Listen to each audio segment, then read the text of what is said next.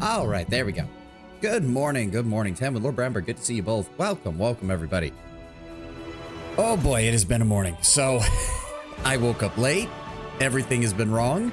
I turned my computer on, or rather, I took it out of sleep mode and discovered that I didn't actually exit the game yesterday because I was on a rush to get out to do my work.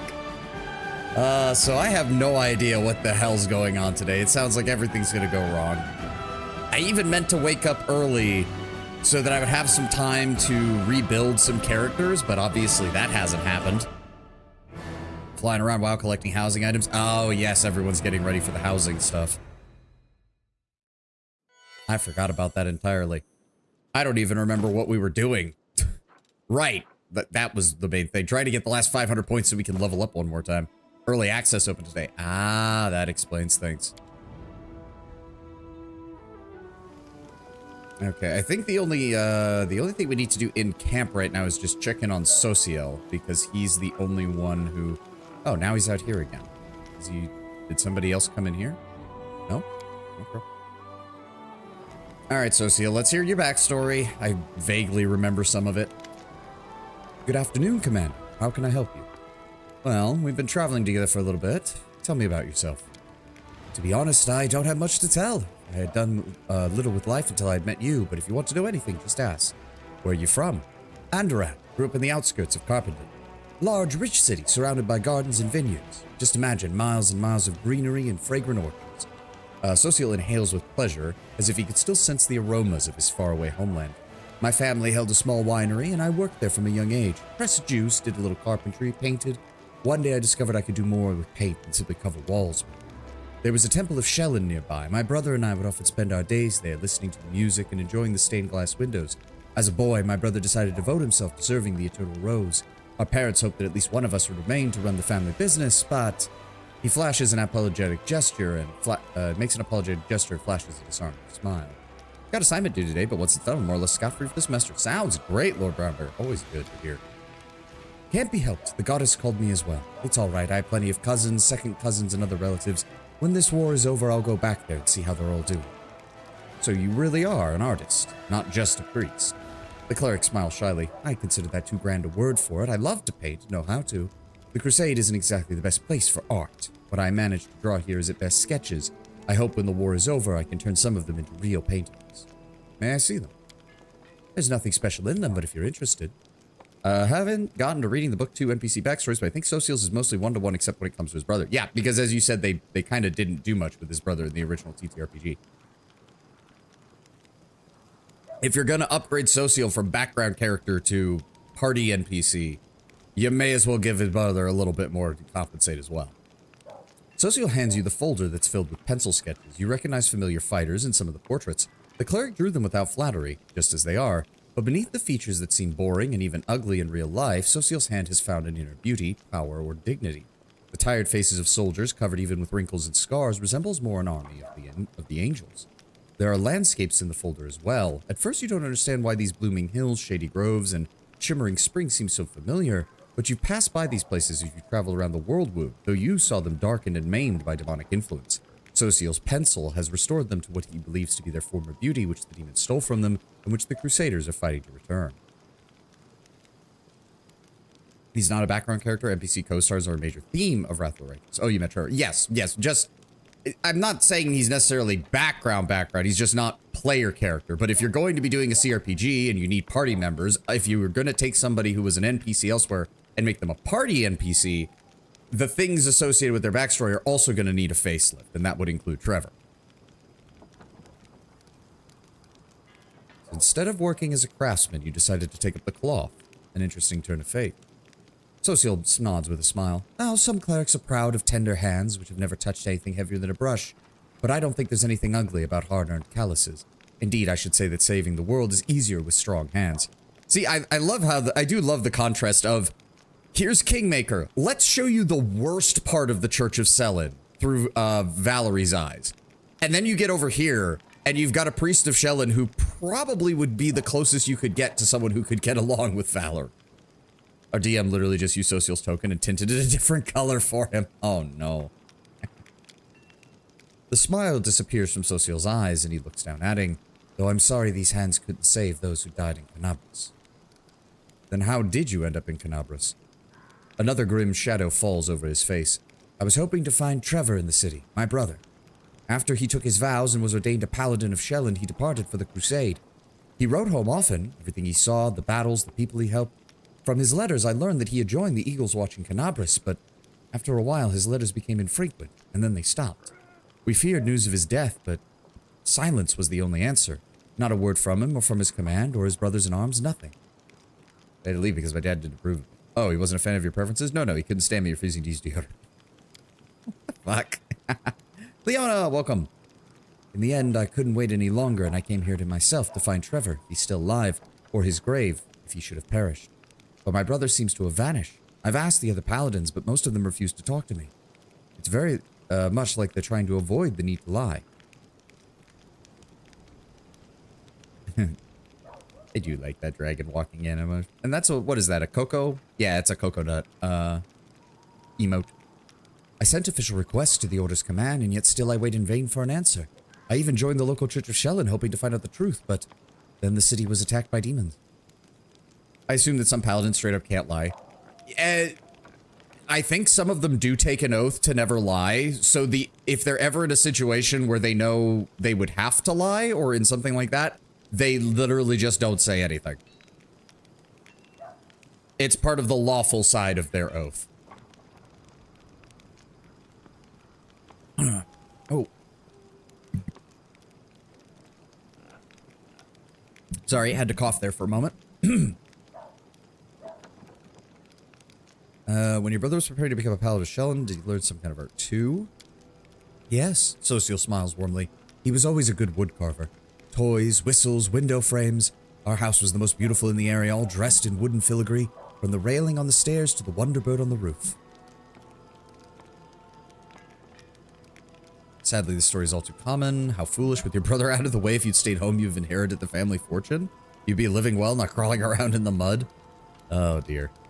Through commendable persistence in the face of trouble, most would give up. You must love your brother very much to follow him here. You have no idea. I would follow him to the ends of the world and into the abyss itself if need be. Trevor was an amazing man, and I know he's alive. He's far too stubborn to die. I know one day, I hope one day he joins us, and then we will surely try. Alright, and how did you end up in the court of Queen Galfrey then? The cleric looks down. That was after the city was attacked by demons. There was a hospital in our church, and every one of us was prepared to fight to the last to cover the evacuation. But the Mother Superior wouldn't let me join the fight. She sent me for help, and everyone who stayed was killed. Reading the generic paladin oath says you must act with honor, so I'm guessing most paladins just don't lie, though this doesn't exclude them from using deceptive warfare tactics. In Hell's Vengeance, the boss of Book 1 is a paladin. She had a trap door in her boss room. It can also depend on the specific flavor of paladin. Some of them are a little too close to the lawful stupid angle of, I would never use dishonorable tactics either. Whereas others are much more of the, look, I'm not saying fight fire with fire, but a trap door is not the same as demonic corruption. How strict are those oaths? Depends on the god, depends on the DM, and depends on the player, usually. Why did she choose me? Maybe it was because I was new, the youngest and least experienced of the clerics. It wouldn't have mattered much. Or maybe she was giving me a chance to survive while the rest of them die. Shelland be my witness, I did not ask for it. I would have been honored to lay down my life next to theirs. But I ran to the closest Mendevian garrison, and I don't know by what miracle I managed to get there. There were demons everywhere, all of the buildings were on fire. I remember my horse got killed right out from under me while I fought off a shrieking monster. But then I came to, and I awoke among friends. My first thought was that it must be a dream, and in my delirium, Queen Galfrey herself was dressing my wounds. But it was true. 'Twas the queen herself, tending to a lowly warrior, and that is how I ended up marching in her army, as we returned to Canabras and the ruins. One of the reasons I can never get any of my plans or skill challenges as a trickster in tabletop wrath is because our paladin was bullheaded and insisted upon straightforward tactics, and the DM had a strict no party splitting rule. Ooh, yeah. Yeah, that sucks. I can see why you have your hatred of paladins, Lord Brownbear, if that's your main experience with them. I must admit, as a cleric of Shelland, I have to ask, how in the hells do you manage to look like you're on your way to a tea party and not a battle? Socio looks down for a few moments, searching in silence for the right words. When I got here to the World Wound, The word terror doesn't convey half of what I felt. The land itself is maimed and mutilated, desecrated. But more frightening still is what the war has done to the people, to their bodies and souls. Every night in shining armor, there are 100 warriors who are maimed by fear, suffering, and cruelty. Many have forgotten why they're here. They just know the war. When there's a break in the fighting, they drink themselves to oblivion and wallow in the mud. Our men are rotting alive and don't even seek help. Many of them gave up on themselves a long time ago. Socio looks you in the face and you see the pain in his eyes. Don't misunderstand me. I don't condemn them, quite the opposite. I want to help, and to do so I must look after myself. Not only to treat and support them, but to remind them that there's something else beside the war. That there's a normal world out there. A place where blood doesn't stain the ground. Where people don't sleep in trenches. A place where, as you said, they even occasionally have tea parties. The cleric smiles, but his eyes still seem sad. More curious how flexible the oaths are. Like, if you've taken an oath not to lie, does silence to not reveal a lie count? Can you talk around it? Or is it the spirit of the oath more than the rule? That's, in the words of Gary Gygax, the great Gary Gygax, creator of all D&D, ask your DM. I'm sorry to say, Tenwin, this is one of those cases where one DM is going to interpret things on that oath slightly differently than another. And you kind of have no choice but to ask. Armagus was also straightforward, but in a more reasonable way I could tolerate. Our Inquisitor just wouldn't get my plans and vote for simple options because of it. DM had a strict majority rules method of planning, so in most cases we just rammed our heads against the wall. Oof. That really does sound like you should have been prepping contingencies that would have gone off in battle. That's the only thing I could think of. Like, okay, they're going to do the obvious thing. Just give me a small cut. Like, given the fact that Wrath allows you to have, like, your own personal military forces, you should have... I wonder if you could have asked for, like, look, just give me some specialists, some alchemists and some rogues so that we can do some stuff on the side. It's more the spirit of the oath. It's not like a conduct reinforced by a machine. Your deity knows when you have or haven't done something off kilter. Yeah, they know immediately. Because they can rescind those powers immediately. The soldiers let them slide like that. They should be ashamed of their lack of discipline and dignity. You think they can be helped? The chaos here will drive people insane no matter what you do. No, you do a lot to help others. I want you to know, if you need support for it, you can count on me as the commander. Thank you for caring, sir. And I'm glad that I have a friend like you. I used to have no one to rely on besides my goddess. A shadow crosses Social's face momentarily, but it immediately replaced with an inspiring smile. Regardless, it doesn't matter. I promise I won't neglect myself. To serve others, I must have my own strength. And how did a servant of the Goddess of Beauty end up in a war zone to begin with? Just doing what the goddess destined for me. To keep our fighters safe. I'm confident in the victory. The gods of good are on our side and we cannot fail. But victory is not enough. Do whatever I can to help those who are holding off the forces of the abyss so that they may live long enough to see that victory. Without losing themselves along the way. Every one of our soldiers deserves to go home. A home where people love them and are waiting for their return.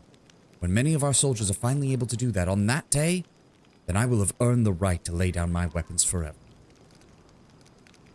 And we don't say number 6 because number 6 is the romance path. But thank you, Socio. I still think your original art looks better, but at least thank you for talking to me. Oh, tell me about your brother. Trevor, he was always the hero. Even when we were kids, I was the coward telling petty lies, running away from danger. Trevor was the one who ran towards it. He always had a saying, an army stands until peace comes, a lie stands until the truth comes out.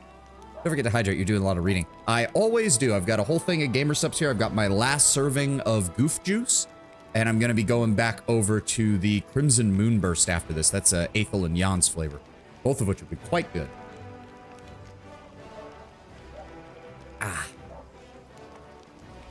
Probably missed the DM I said. Oh, no, I saw it. If you're thinking of getting back into Darkest Dungeon, I just read the disc took an actively player-hostile approach to difficulty.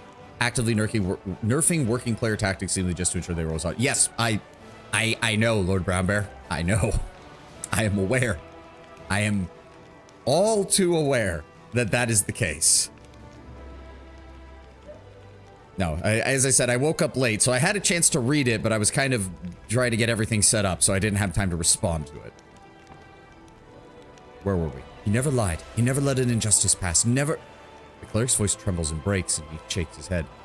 He was 8 when he told our parents he was going to become a paladin. And he never stopped working towards that goal, day after day, never looking back.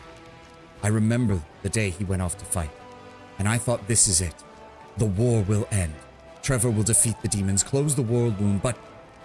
Social shakes his head and gestures helplessly.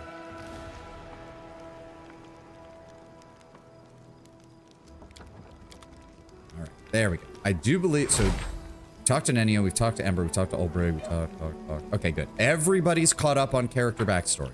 Beautiful! We don't have to worry about that. I think... Can't we ask Irabeth about his brother? No, we can't do that yet, I guess. Even though his brother joined the Eagle Watch, but nobody wants to tell us about it. Alright, we should be good. Oh, that's my freaking storage chest. I'm an idiot. Okay. So the only thing I really want to do right now... Everybody is loaded up. We've already rested. If I need to redo their builds at some point, I will. Let's go ahead and put Social here. What does he have so far? Selective channel, toughness, armor proficiency, heavy. Ugh. I don't even know what the fuck I should give him. He's not... I recall in Alpha, the initial way you learn more about Trevor was a ham-fisted back and forth from here to Irabeth. I mean, in some regards, that kind of makes sense. She is the head of the Eagle Watch, so him talking to her is not a bad idea about it.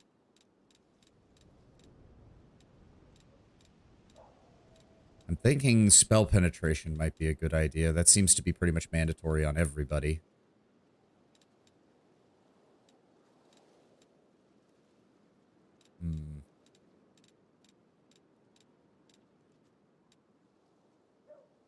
He is a full caster. We could take him down the Dispel line, which would also work with him as a... Yeah, let's go with Dispel focus.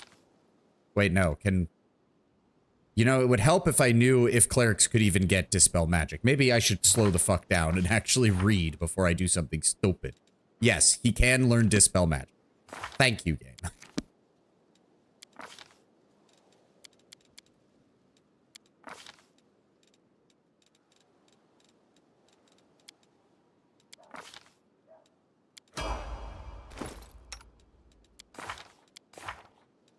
Right, I gave him the community domain so that he's got both of those domain abilities. Right. And he now has level 4 spells.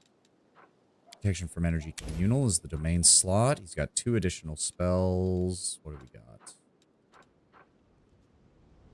It's personal. Holy Smite. All creatures in a 20-foot burst. Only evil and neutral creatures are harmed by the spell. Good creatures are affected. Well, unfortunately, Wendua and Regil are common in our party, so that's not the best idea.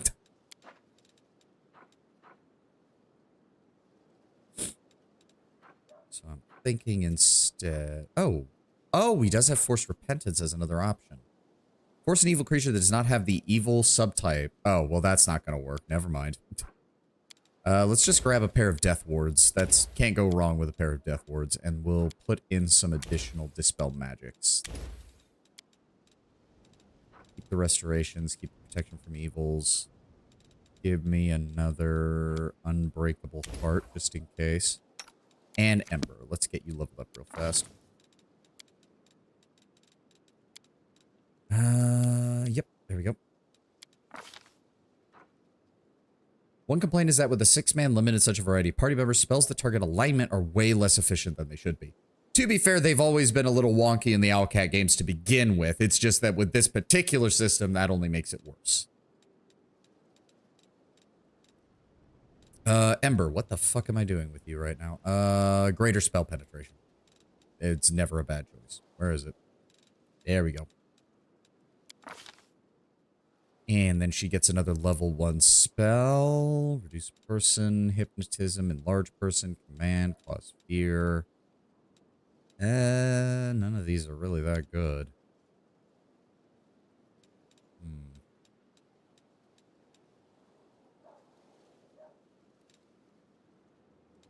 Yeah, none of these are really that good at all. And the problem is, nobody really needs enlarge person, because we don't really have, like... Technically, it could kind of work on Wolbrig, but I cast Holy Smite, Dayra, Wenduog, and Regil. Yeah, exactly. And Camellia, like, even though her alignment isn't detectable, it would still... The spell knows what her alignment is. Just saying. What is this? Roll 2d4 to see how... Oh, no. That's way too limited. Fuck. None of these are very good. Unbreakable Heart. It's good to just have on everybody, I guess. Don't have to worry about it. This is level 2 spells. What does she have? Burning Arc, Scorching Ray, Cure Moderate Wounds, and Glitter Dust. What else do we have? Blocking healing abilities. Subject gains a spell resistance equal to 12 plus your caster level against effects that restore hit points or grant temporary hit points. No. See invisibility, never a bad choice. Yeah, see invisibility is never a bad choice, to be very honest. And then she also gets a level 3. Right now she has Burning Entanglement. A cone of silver darts spring from your hand. These darts act as silver weapons that deal 1d6 points of piercing damage per caster level to a max of 10d6. I mean, it's not a fireball, but I guess it's not the worst. Compare touch. No, she should never be anywhere close to the front. We're gonna go with Heroism for right now. Again, I'm probably gonna have to respec the spellcasters because I don't think I'm doing their builds very well right now. Alright, Darren, Camellia, Ulbrig, Regil, Wenduwog. I mean, yeah, when you look at it this way, 4 out of the 6 party... Neutral evil, lawful evil, neutral evil, chaotic evil, neutral good, neutral good. In any other party, me and Ulbrig would be in a lot of trouble, but... Alright, where exactly are we? Okay, so... That Incubus army is going to be a problem. I'm thinking what we need to do is try to clear out as many of these guys as possible before we try that. Why would their alignment fuck with Holy Smite? Because Holy Smite is a cleric spell that deals damage to all evil and neutral creatures in an area. 4 of my 6 party members are some flavor of evil. Yeah.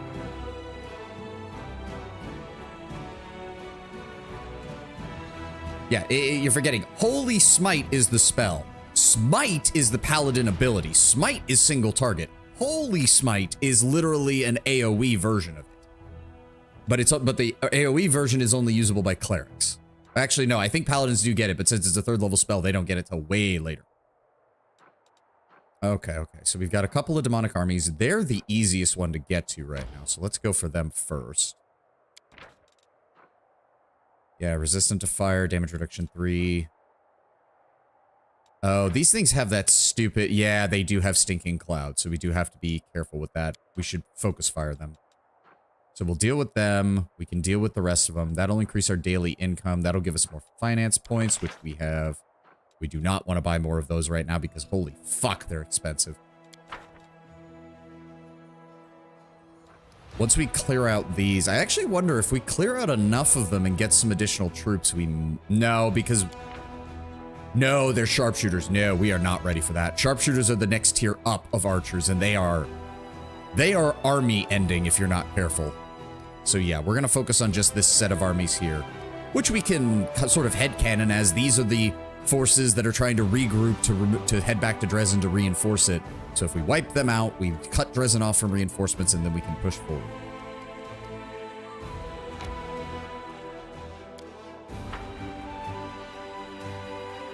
It's a good way to look at it. All right, target the Dretch. Give me Scorching Ray. And shoot. Good. Give me Smite Evil.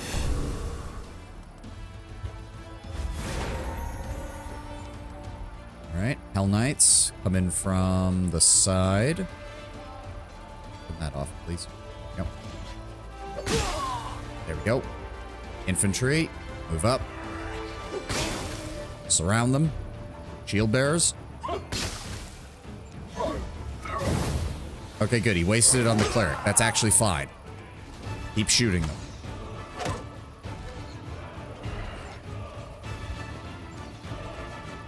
Alright, let's have the cavalry swing around in case I need them to attack. Oh, good. Alright, Scatter. Yeah, because he's going to do it again. Yep. Shoot him. Oh, good. BRB gonna go pick up breakfast. Ooh, sounds nice. Alright, some injuries, but no permanent losses. That's exactly what we needed. Didn't level up from that, though, unfortunately.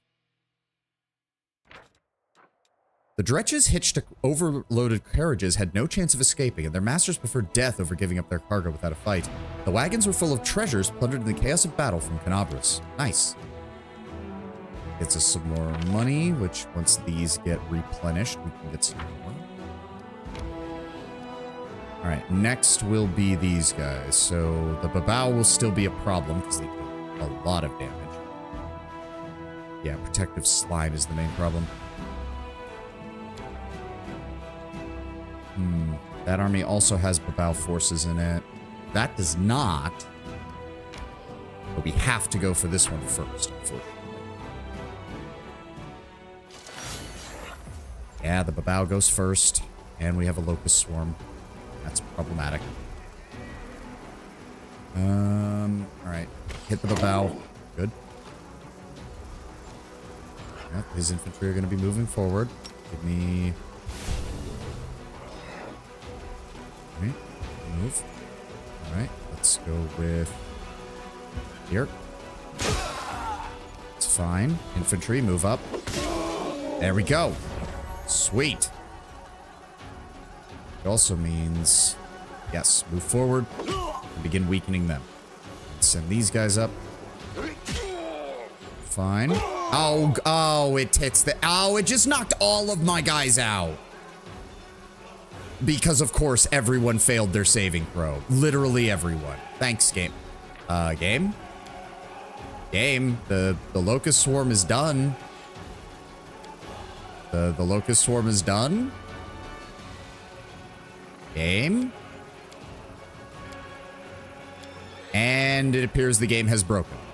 It appears the game has broken. We're gonna get to reload this then. Okay.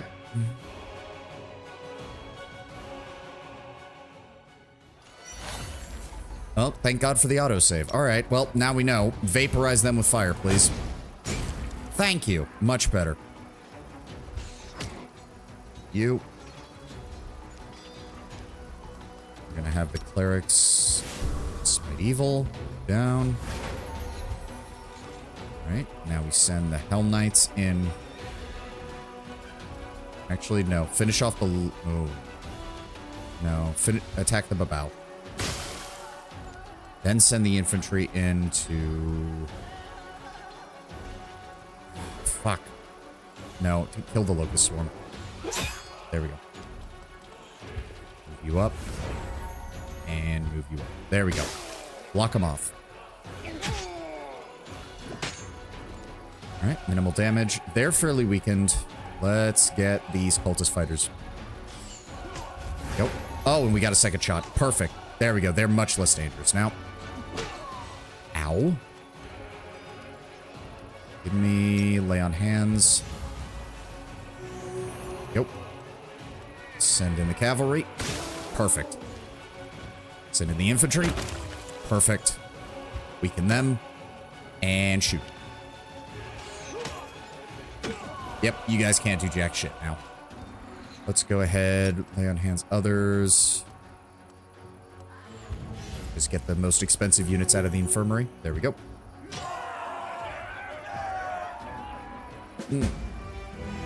Yep, 3 injuries, all healed. We're good. Discari's slaves fought fearlessly and relentlessly as insects swarmed around a flame without any awareness of what they were doing. When the last of the demons had fallen in battle, the Crusaders could finally take in what exactly they'd been fighting for. For many years, these old salt mines had provided the local alchemists with their most valuable of ingredients, and now they will do so again. Nice. Daily income increased by 5 material points. And we got a level up. Good. Oh, Protective Wars is nice, but so he automatically gets Penetrating Strike. Okay, that's good. Magical Reserves is also good, though, because that'll get his energy up. Yes, that's what I wanted to see.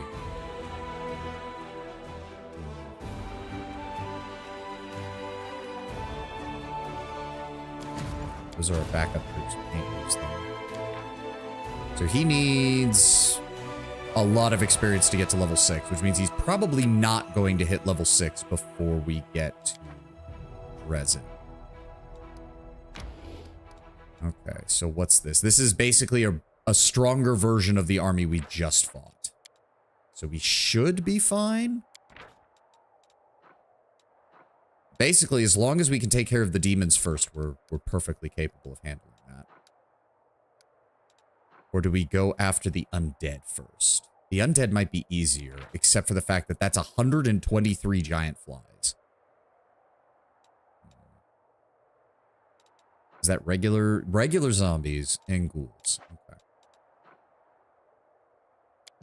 And then we have this, which has Chill Rose, Hide and Tuss, and a Belt of Giant Strength +4. Would like to have that Belt of Giant Strength. That would be nice on Olbrich.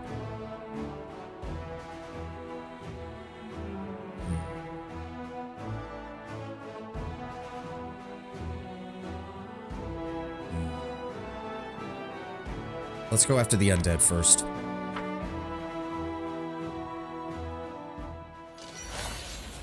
Yep, flies move forward first. We got ghouls, we got zombies. So let's try to weaken this. Good.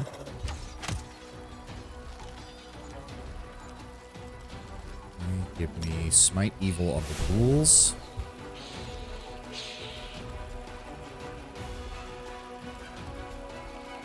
Giant flies are actually... No, I'm going to have my infantry take care of the giant flies. I need you guys to take on the ghouls. Good. Oh, good. He got a second attack. Perfect. Thank you, high morale. And then we block off you. Zombies are going to move forward. Good. He's attacked the infantry. That's fine. Have our archers...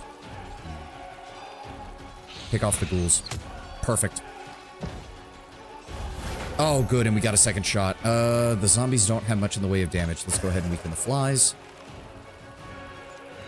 Send in the clerics. Oh, sweet. High morale. Another attack.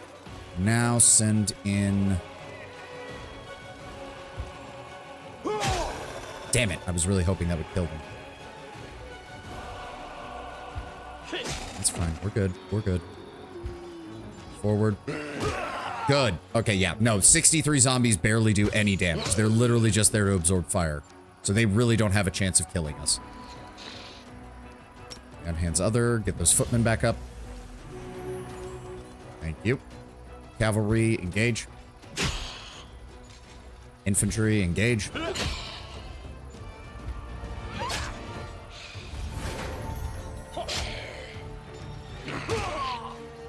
You sons of bitches.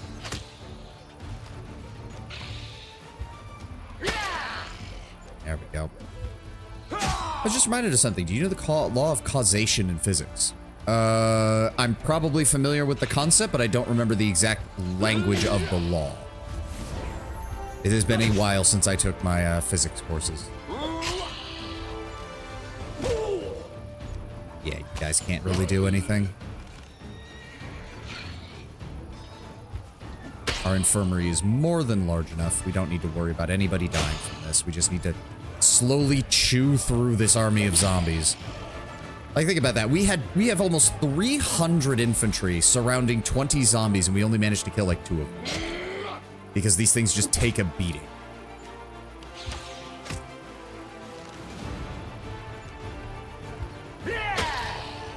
There we go. There we go. There we go.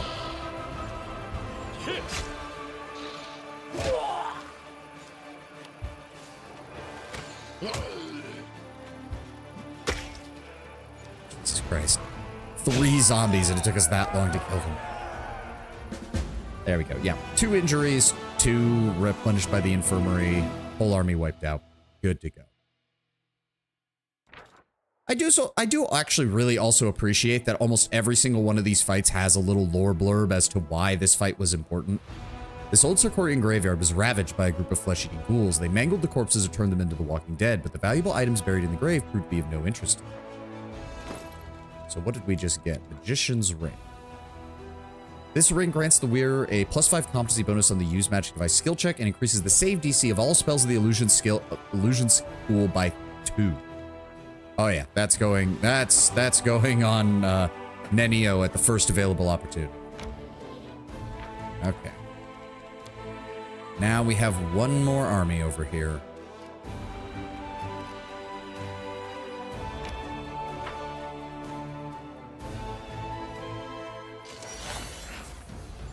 Okay, he is actually led by the general, which means he might have abilities that he can use against us. We absolutely need to destroy this locust swarm as fast as possible. Thank you, game. All right, all right. The regular cultists are not too dangerous. The cultist fighters are a bit better. The whole detail of time and speed being tied together. Oh, okay, yeah. Reminded of an old sci-fi novel I was writing a few years back. 100-ish, 4A pages total. Yep. Idea was flawed, maybe could polish into something. Had this idea of how you would get around the causation of FTL. The idea was that in the setting they discovered an unknown factor to causation they hadn't noticed. The concept that you travel fast enough and then stop traveling, the time snaps back. Huh. That's an interesting concept. I don't think that, look at that, I really should try to pay for Wrath of the Righteous, but good Lord devs do not make it easy to dig through all the stuff in there. Yeah. I can understand why some people are wary of Owlcat's game design sometimes, because it's a lot to get through. Alright, yeah, let's just weaken the Babao. Let's just weaken the Babao for right now.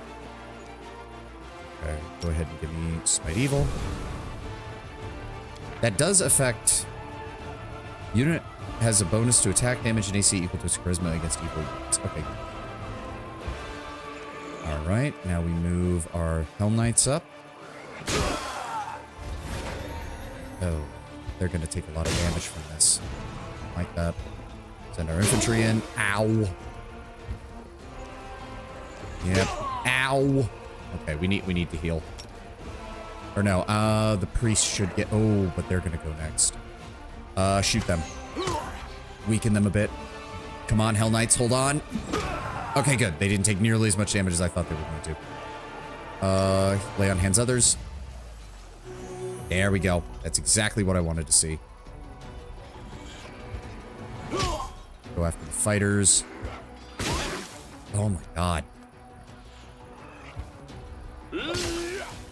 Ow. Taking damage. Ow. We're still taking damage. Weaken those fighters. Good. Good. Heal the Hell Knights again. There we go. Infantry. Almost. Oh, good. He gets stacked again. Kill some of those cultists then. Ow. Okay, that's not good. I don't want to lose this whole unit. AKA, you regain a portion of the time when you stop traveling. However, due to not traveling fast enough, the snapback phenomenon was so minuscule that it wasn't noticeable. But when you travel at FTL, when you exit FTL, the proportional speed made the snapback equally proportional, meaning that when you stop traveling FTL, you would gain a majority of the time lost. Differential being measurable in plank time, the smallest measure of time possible. Huh. I wonder if, under those kind of rules, Tenwin, I wonder if that also means that you're actually rewarded, in a sense, for jumping really far distances to get the maximum amount of time back possible. Making short jumps actually inefficient because you actually lose more time in the process. That would be an interesting idea. Last time when I played, I bounced off when they put me in charge of this mode. As a person who played a lot of Might and Magic, this mode is just bad. Oh, it absolutely is. Like, as somebody who doesn't play Might and Magic, this mode is just kind of non-offensive. But I've seen people play Might and Magic 1990, and I'm well aware. I can definitely see why people who are used to the Might and Magic style look at this as an abomination, because it's basically baby's first Might and Magic, and it's not even that good. I'm very good with the theater of the mind, though, so, you know, I'm just imagining my army marching around killing things, and I don't really care for the mechanics one way or the other. All the cultists will die. That's all there is to it. All right, let's...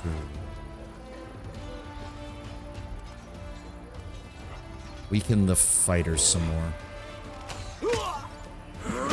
Okay, good. They are fairly weakened now. That's good.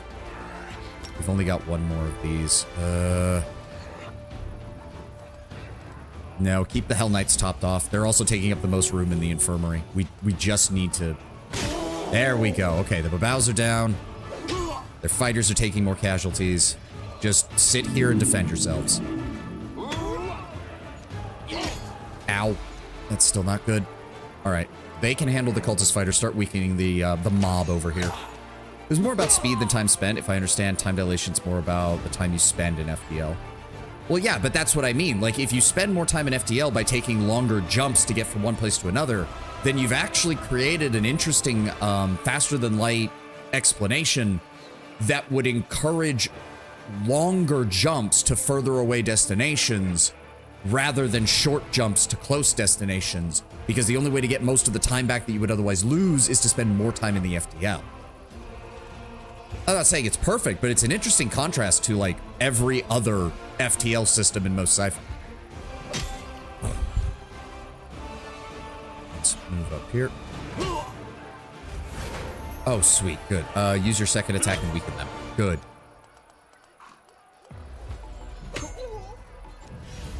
Oh, no. They're... God damn it. I hate that. You sons of a bitch. Okay, kill them. You pieces of shit. Take them down.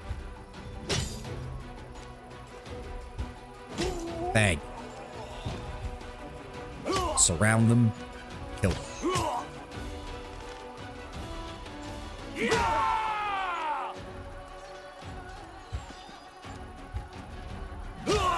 There.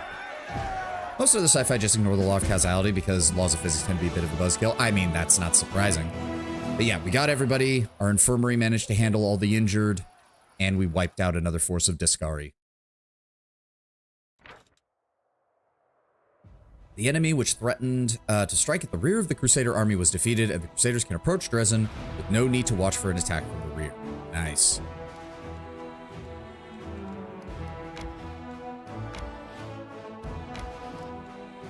And we do have Heaven's Edge, Marked Rock. We do have a couple of areas to get to over here. The worst part, I know for a fact that the best items in the game are hidden behind the Crusade mechanics. Yep. Yep. Some of the best items, some of the best early game items especially, and some of the stuff you need for late game better items too. Yep. See, again, this is one area where, because I didn't play Might and Magic, I just consider the Crusade mode kind of inoffensive, but yeah, I can definitely see why people who are more in tune with that style of gameplay just hate this. I perfectly understand why. And it's a shame because I have to give Alcap props, 90. I have to give Alcap props that they've done this. They've done some kind of major side mechanic in every game they've done so far. And I really think they are trying to improve. You had the kingdom management stuff in Kingmaker, which had its issues, but at least tried to flesh out that your kingdom was, you know, a kingdom. You had the Crusade mode here, which I think does a okay job of showing you leading an army. It just isn't very intuitive and it isn't very descriptive. Though it does allow you to customize what army you want over the course of the game, which is nice. And then, of course, in Rogue Trader, we have the whole managing your Rogue Trader empire, which I think has honestly been the most successful of the three, because Rogue Trader, they actually managed to intertwine a lot of the how do you build up your planets and how does that link into how your character operates as a Rogue Trader. Then we have the ship battles, which suck ass. They're passable, but yeah, they're not very good. C-, I think, would be the way to put the ship battles. C-, which is about where I would put this as well for different reasons. We're going to try our luck against these giants over here and see if we can take them down. There's only the three of them, and we have ranged firepower. We also have the advantage that large creatures take up 4 slots, which means he cannot move through here, which means we will have the full advantage.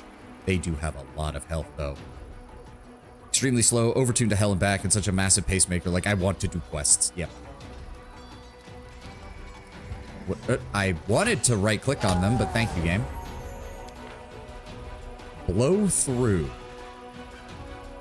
Melee attack will do full damage to the target and half attack damage to all enemy units in a cone behind the target. They also have rock throw, which is a problem. Ash leprosy. Ooh, that's bad. They have a very high AC. They deal a shit ton of damage. And they have 700 hit points a pop. Okay, we're going to have to use some fire support on this.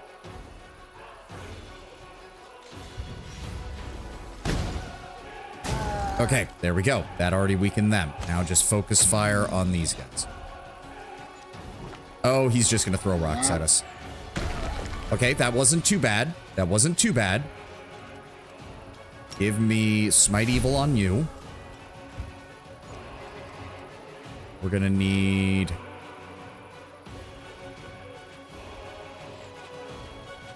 We're gonna need to move the cavalry here and engage on the flank. Then send the infantry in the center.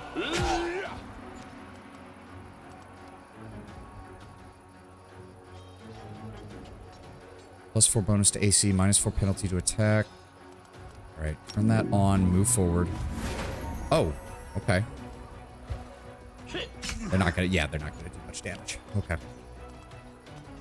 Alright, we can cast spells again. So the important part is to weaken them as much as possible. That will reduce the amount of damage they do. Good, there we go. Now, archers. Go for this one.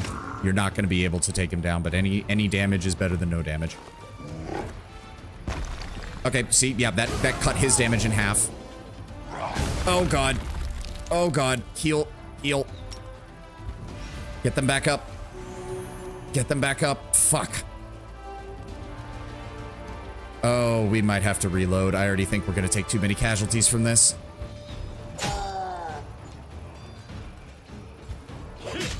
Yeah, we're not doing enough damage. We don't have enough archers. We don't have nearly enough archers.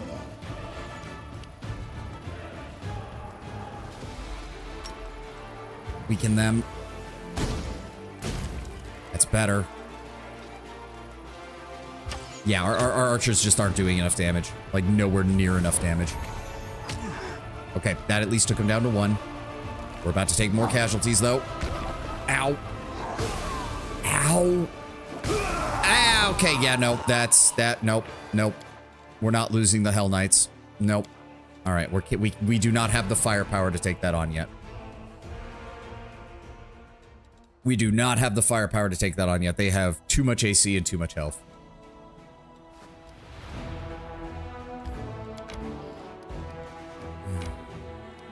Oh, and we can't move anymore. All right, time for the party to start doing things. Well, there's nothing really up here, and unfortunately, we have to fight those guys in our shallow grave. The earth here covers a headless body. The unburied bag on its back remains intact. You can procure some reagents for crafting consumable items. All right.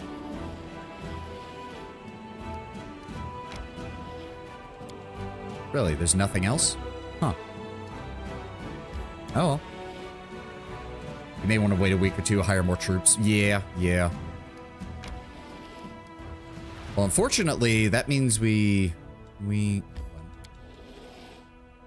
Oh, good. We can sneak around the edge of here and head over to... And we're already exhausted. Jesus Christ.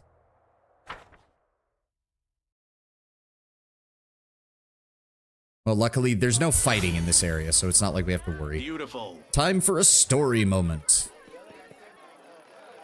Why couldn't all these aristocrats just stay in Canabras? Why are they having a feast in this accursed place? Save the underground hideout for the absolute last. I vaguely recall that one being a pain in the ass, yes. About a year ago at my last birthday party, I assured you all that I nurtured a deep-seated hatred for boring people who give protracted speeches in the misplaced belief that their inner thoughts are of any interest to anyone but themselves. Now I am a whole year older and also a full-fledged crusader, an honorable position that requires me to be as dull, pedantic, and vexing as I possibly can. Therefore, a speech it is. The revered cleric Nestrin, my guardian and tutor, often told me that those who live a sinful life may expect to join the abyssal hordes after they die. This is why their path is the most despicable of all. A part of their soul may return to Mendev in the abominable form of a demonic invader. I mean, technically no, because as far as I know, you have to be particularly chaotic or aligned with a specific demon lord in order to be sent straight to the abyss. Most generic sins just get you sent to whatever the neutral evil place is, which is probably what... Because that's the thing, most of Darren's stuff isn't like it's petty. And I don't even think the forces of the abyss would give a shit about his sins. Every time we see a demon, we might as Abaddon, well yes, think that's about it. What if this wretched creature used to be your great-great-grandfather? What if certain parts of this pointy-tailed beauty used to belong to your pious cousin? They say that the demons represent the sins of the souls they are made of. Succubi emerge out of lustful souls. Vandals turn into Abracandilu. Gluttons become Nabasu.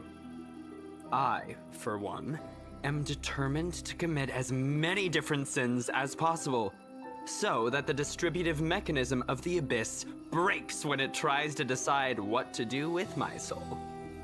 Pharasma does not send people willy-nilly to the abyss for being an asshole, Darren. Yes, yeah, that was exactly my point, 90. That was exactly my point. Like, I can feel Pharasma in her court rolling her eyes at this and just being like, Darren, you think that I would even bother wasting time on that? That is really dumb. I mean, yes, but I don't think this is Darren's actual philosophical thoughts on the nature of the abyss. He's just shit-talking. You, my dearest guests, will be my assistants in this complicated task. Eat, drink, and indulge yourselves in whatever vices you can. Let nobody leave this house as righteous as they entered it. Live every day like it's your last. After all, nobody knows when that day will arrive, do they? It's not unheard of for crusaders to corrupt chaotic evil, for demons to steal souls unduly. The last step of Aurilu's corruption was skipping the long game and just using abyssal energy to turn people while they still live. The game says the fail state of Book 1 is her using the Wardstone energy to turn everyone within the aura into half. Yeah, that would do it. That would do it. That's taking the whole abyssal corruption is radiation thing to, you know, up to 11, basically. Darren smirks, finishes his cup of wine, and tosses the glass to the ground. I mean, if this was 40k, on the other hand, yeah, if this was 40k. Although, funnily enough, if I recall correctly, the Chaos Gods do get really annoyed when a soul has, like, personally pledged to multiple gods, because it constantly causes problems for them. It's also how they did get one of their most annoying of demon princes, which is Be'lakor, because Be'lakor is one of the few true demon princes of Chaos Undivided, and none of the Chaos Gods like him because he technically doesn't work for any of them. How interesting. Inquisitor Leota whispers in your ear from behind. What do we need to do, Inquisitor? Now that's the hardest part. I need to deep dive into the past of this place, which requires casting several different spells over some time. It would be very convenient for me if no one interrupted the process, especially the Count himself. I don't think he even remembers my face, but a suspicious stranger casting unknown spells would still attract his attention. All in all, all you want you to do is distract the master of the house. Right now, he's playing host in the very place I'd like to start with. Do you see anything of interest so far? Nothing really. I just took note of a few things. I attempted to find out whether any unusual mysterious event has happened to the Count over the last 10 years. During my conversation with his various acquaintances, 2 people noted that he never speaks of the revered Nestrin, the priest of Iomade, who was his guardian and tutor. Yet he just mentioned Nestrin in his speech, whatever that might mean. On the other note, are there any pages for character ideas / good builds for beginners in Wrath? For beginners, no, and that's part of the problem with Wrath. I've seen plenty of sites that do like hardcore, unfair, compliant builds that also make no goddamn sense as far as like intuitive character design. Theodore is absurdly suspicious right now. Yeah, the problem with most RPGs. My suggestion to you, 90, is just kind of, you can probably find some suggestions on the subreddit for Wrath of the Righteous, which I think is still the subreddit for Kingmaker. They just combined them. That's probably your best bet, because most of the actual sites that talk about the game are only dealing with like min-max builds. You told me that you tried to find something. Some of his servants complained about strange occurrences in the home, objects moving by themselves, candles going out. Of course, they could simply be a figment of their imagination, but it's very well known that the Count often invites various spellcasters to entertain him and encourages them to use their magic in mischievous ways. Practically the whole of Mendev knows the story of the 3 drunk wizards and the teleportation race across the roofs of Canabras after a party at the Count's house. What I'm trying to say here is that any fluctuations in residual magic at his home are simply not surprising. There was the matter of the abduction, however. A gang of bandits kidnapped the Count hoping for ransom. The only reward they got was death. Afterward, the Count told everyone that he had hired the bandits himself as a joke. The other mercenary squad that freed him and executed the bandits was also in his employ. Nobody wanted to delve too deeply into the case after confirming the identities of those wretched cutthroats. But there is one disturbing fact about it all, and I don't mean the Count's bizarre idea of fun. The mercenaries who supposedly freed him had also cut off the bandits' heads after they had already killed them. Want a build recommendation for Pillars of Eternity 1? Here's a build that's optimized for someone that can play combat flawlessly. It sucks for any other form of roleplay, talking with NPCs, or, 90% of the game. Yep. Their heads were cut off, the bandits who attacked him. Yes. Perhaps I shouldn't have even noticed the detail had I not visited Heaven's Edge right after the tragic incident. I remember we also found several headless bodies, mostly of guests, though a few of demons. We thought they'd simply been decapitated during the fight. My companions and I have found several severed heads among our belongings recently. Strangely, things like this weren't a problem before Darren joined the party. What? That is an alarming coincidence. We have another reason to conduct this investigation. It is crucial to find out exactly what is happening at this tragic feast. How do you suggest I distract him? Oh, that I don't know. Maybe one of your companions could assist you somehow, or you can take a look around. Find something that can help us. Alright. There's also some random accoutrements that are scattered about here, if I recall correctly. Wendawag, how do you feel? Golden Boy invited us all here for a grand feast, as if we were part of his own tribe. Interesting. Yes, Wendawag, it's called a party. It's what happens when people have way too much time and money on their hands. Decorative, or at least in a place like the Worldwound it is. I saw this like 30 attacks per round Cavalier Demon of Bubba Gubba, which makes no sense as a character, but works wonders on the highest difficulty where your entire party is not a character, but an effigy to Munchery. That's a description I need to use, 90. An effigy to Munchery. Speaking on Darren's story, would be spoilers, it remains a mystery till book 5, but I will say it's largely inspired by a bestiary entry, a CR7 bestiary entry. Oh, so they just took a low-level encounter and just jacked that shit to 11. Decorative plants are in a miserable state. What did that say? They've been neglected for many years. Oh, and there's the ad. We'll be back in a few moments. If somebody feels like telling 90 that I'll be back, we'll be back in about 3 minutes. I'm gonna go get myself some more water, go to the restroom, and do some stretches. We'll be back in a moment.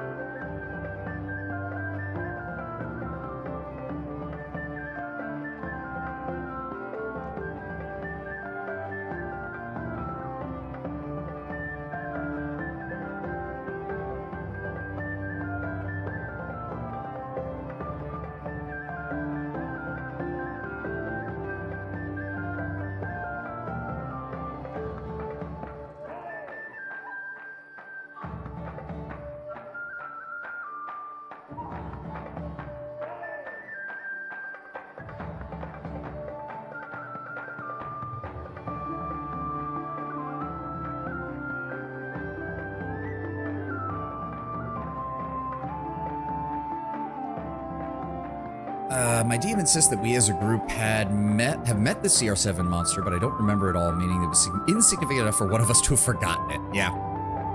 Hey, I mean, to be fair, Lord Brownbear, that is something that good CRPG designers can do, which is they can look at a tabletop setting, take one aspect of it, and turn it into an entire story. Like, that's something CRPGs are really good at. I think the game is still good on lower difficulties where you don't need to worry over builds, but I love the CRPG munchkinery, so yeah. Oh yeah, like, I have no doubt that we're going to hit a point where this build is going to be utterly broken. We're just not quite at that point yet. That's really all the difference there is in a lot of these builds when you're playing on normal difficulty. It's usually just a matter of your build will eventually come together. It just hasn't come together yet. As long as you don't purposely fuck up your build. Oh, I know some people really don't like AI music and AI art, but there's a YouTube channel I've been listening to because he does like Fallout fan songs, and it's all like in-universe Fallout music. So like, can't really get somebody to do that for cheap, so he just uses AI. And he does a lot of marching songs for Caesar's Legion, and I'm definitely going to be remembering those when I eventually get around to playing Fallout New Vegas on this channel. I've played New Vegas to death, but I've never actually done a Caesar's Legion playthrough, and I would actually like to do that. Just for shits and giggles. All right, ad's almost over. Who do we need to talk to? We got Socio, we got more drunk nobles. I don't think the drunk nobles have anything to say. What is that hair? Oh, it's that weird Nenio style haircut. I forgot. Place gives me the creeps. What a thrilling spirit. Yeah, none of you matter. None of you matter. None of you are important. Be a cannibal while oh, absolutely. Absolutely. Why wouldn't I, Lord Brown Bear? The idea I already had for the New Vegas playthrough is it's going to be a female courier who, by being shot in the head, awakens memories that she's actually a sleeper agent of Volpes and Culta because she was meant to be the ultimate spy for the Legion, because who outside the Legion would ever think that a woman would be working for the Legion? I think New Vegas is slightly overhyped. It's good, don't get me wrong, but people treat it as if it's the best thing since sliced bread. I think a lot of it has to just do as it's the rubber band effect from what happened with Fallout 3, because older Fallout fans really didn't like Fallout 3. So when New Vegas came out not long after and was basically a return to form, even if it was stuck in the Bethesda creation engine, the older Fallout fans latched onto it with a vengeance. But good lord, when I play a game like Wrath the first time, I would learn the game before I commit to Munchkinry, especially for the first time. I was thinking playing as either Gold Dragon or Angel, maybe Azada. Well, you have to remember, Gold Dragon is a late game path, so you're gonna have to start with a different legendary path to start with, and then go from there. Oh, Brickwork is the oh god, okay, yeah, natural one, thanks. Oh, and we don't have, right, we don't have party members here, so it's only my skill checks. Okay, well, that's not gonna work. That's not gonna work. This estate should be remade into a formidable defensive outpost. It would be expropriated, what did he say? For the sake of the war effort, and the owners compensated after victory is assured.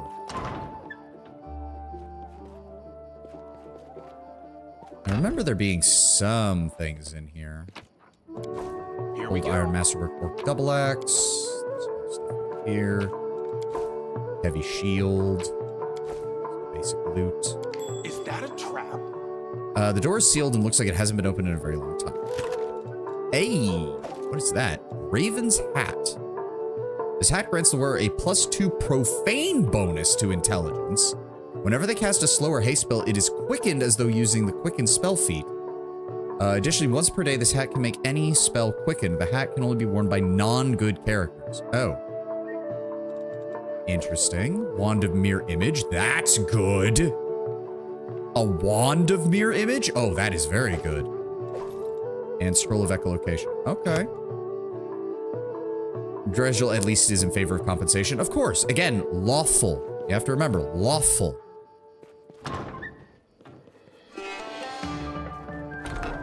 I can handle it. In there. Countess Selena Nevia Dara Arende with her infant son Darren. Unlike typical aristocratic portraits, this one depicts a young mother having fun with her child on a seesaw.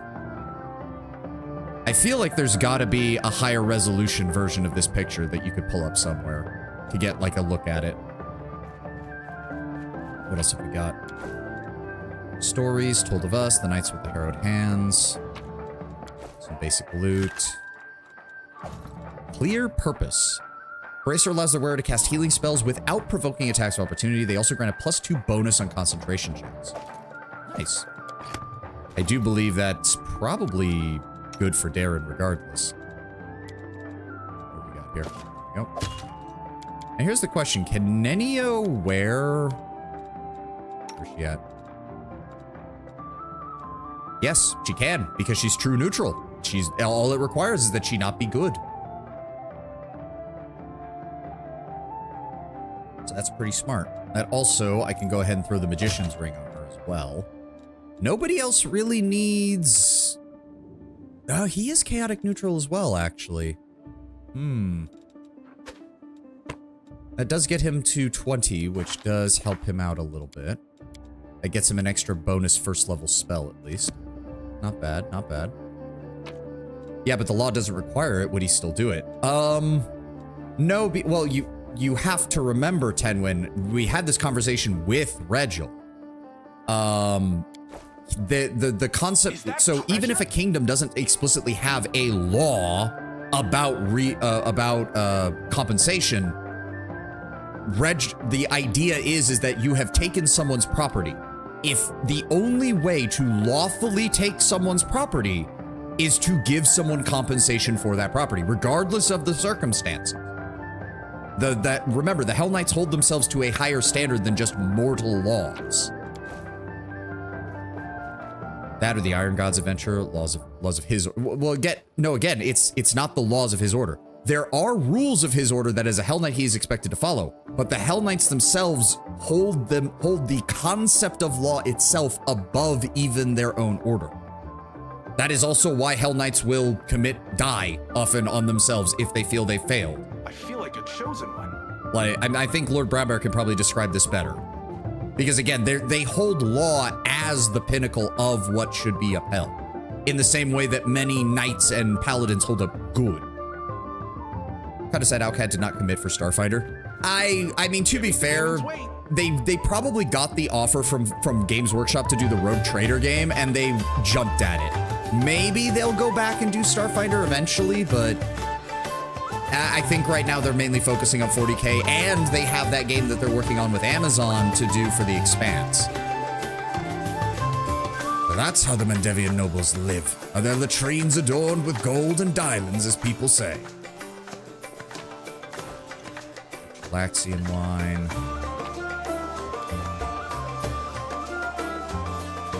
Everything here's just sparkling. I'm gonna take a look at that thing and put it right back. Honest. Sure. I do know there is a Starfighter game in the works. Oh, okay. Well, I hope it works out.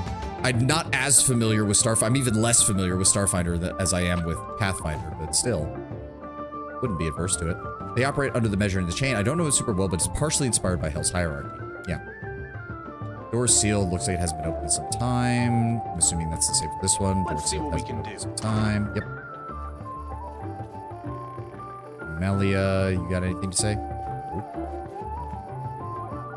I adore this estate. So much beauty, so many quiet notes. Oh, okay, so we can't get around there. There's nothing else up here, so we just need to convince Darren to not be up here, basically. Starfighter First Edition is a halfway point between Pathfinder First and Second Edition. Sort of turned me off when I looked into it. Yeah, I can understand that. Darren, who has been watching the Gets with an unreadable expression, turns his head towards you. Owen says in a casual tone, like he's continuing a conversation that was interrupted, I have always considered myself an aesthete, not a hero. When doomsday comes, I thought I would pour myself a glass of 100-year-old wine, sit in the front row, and watch the world burn. Playing the violin was also an option. Now I'll be damned if I know how I ended up in the Fifth Crusade. How did I become the companion of a hero chosen by Iomade? Sometimes the most casual occurrences dictate our fate's course. I'm afraid that is not always the case. Sometimes it's dictated by alien and wholly deliberate forces. Tell me more about Heaven's Edge. The estate was once a truly beautiful sight. Lush gardens, placid ponds. Darren smiles briefly. It's a genuine smile, quite different from his usual half-smirk. The house itself is not that large, however. The land was part of the border region even before the world moved. My ancestors took that into account when they laid the foundations. The larger the mansion, the harder it is to defend. I'll gladly give you a tour, but I'm afraid there's not much to see. Didn't have much time, so my servants only managed to clean up this yard, the Great Hall, and a handful of rooms. There's nothing really interesting about them, except perhaps the magical firefighting system powered by water elementals. Not sure it's still functional, though. If you're going to distract A-Rod, he'll appreciate it if you're at least fun about it. Fair. Yeah, like, I do know he hates this stuff. Like, you are still the field attaché and plenipotentiary something or other. Count, I demand a report of all your work in half an hour. Yeah, if you do that shit, yeah, no. It doesn't work. Whereas if we just go for the bullshit, it's actually somewhat entertaining. Oh, and did you also not mean to ruin a suit that costs more than a thoroughbred? Oh, do not fret, I have a spare. Just you wait, when I return, I shall look even more stunning. It had a Kickstarter finish like last month. They plan, I think, early access next year. So wait, Owlcat is working on it as well? Starfighter's ISO turns me off pretty hard. Pathfinder 2 Second Edition's art style while I'm at it. Yeah, I have seen the difference in art style. It's kind of that same problem Wizards has been finding recently. Yeah. No? Oh, it's a different company. Oh, okay. Yep, off he goes. Hold on. You could have activated the firing system? Oh, could I have? I didn't even realize. Here we go. I don't even know where I would have. Oh, well. Hold on. I know I need to talk to Leota, but I think you can also eavesdrop in on Darren while he's Oh, no, he's just changing clothes. I'm just a creep. All right, Leodor, where are you? I see that you did your part, Commander. Now get ready to watch and listen closely. I must unravel the past of this place and try to show you whatever I find.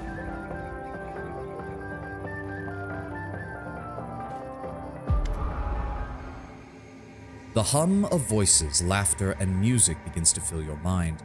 Then the visions come, fragmented and hasty at first, but eventually coalescing to reveal a single face. It is a woman of stunning heavenly beauty and delicate features that instantly tell you who she is. The family resemblance to Darren is obvious. My dear guests, as the Lady of Heaven's Edge welcomes you all today, I hope this day is as bright for you as it is for me. Because on this day, my only, precious, if somewhat arrogant and utterly beloved child was born. A child is usually the reflection of their parents and caretakers. Countess, will you allow this humble tutor of the young man to address the guests and the man of the hour as well? A new face appears. It's a handsome older man with a strong and dignified posture and a voice that emanates power. Can't we just have one day without your sermons? It's my birthday after all. 10 years ago, the young Darren had an utterly angelic appearance. His table manners and expression lacked the dignity of a true angel, however. Day, I'm sure the revered Nestron only wanted to hug you and offer you his best wishes upon your birthday. Wait, what was that noise? Yep, and it's a Lilitu. It's using the same model as Minago, but it's most likely not Minago, I'm pretty sure. The shrill laughter begins to ring in your ears and reverberates in the base of your skull. In the vision, a Lilitu appears before the guests of the estate and gives them an exaggerated, scornful bow. The sorceress of evil has come to your celebration as well, mortals. Did you prepare a treat for me as well? What do you want, spawn of the abyss? I've already done everything I wanted to, you tottering cleric. Don't you notice anything odd? The plague in your wine, in your food, in the air, in your blood. Soon you will all die. You can pray to your pathetic goddess and call upon every healing power you want, but they're not going to help you. Nothing will help you. I'll even give you a chance to see for yourselves, and when I return, oh, the grave realization will have already sunk its teeth into your throats. How I love watching mortals in their final desperate hours. The demon finishes her speech with an air kiss to Darren, making him freeze in horror, and disappears. Minago's design is basically inspired by the default Lilitu entry. Yeah, I figured. Leodor shakes his head and slowly exhales, rubbing his temples.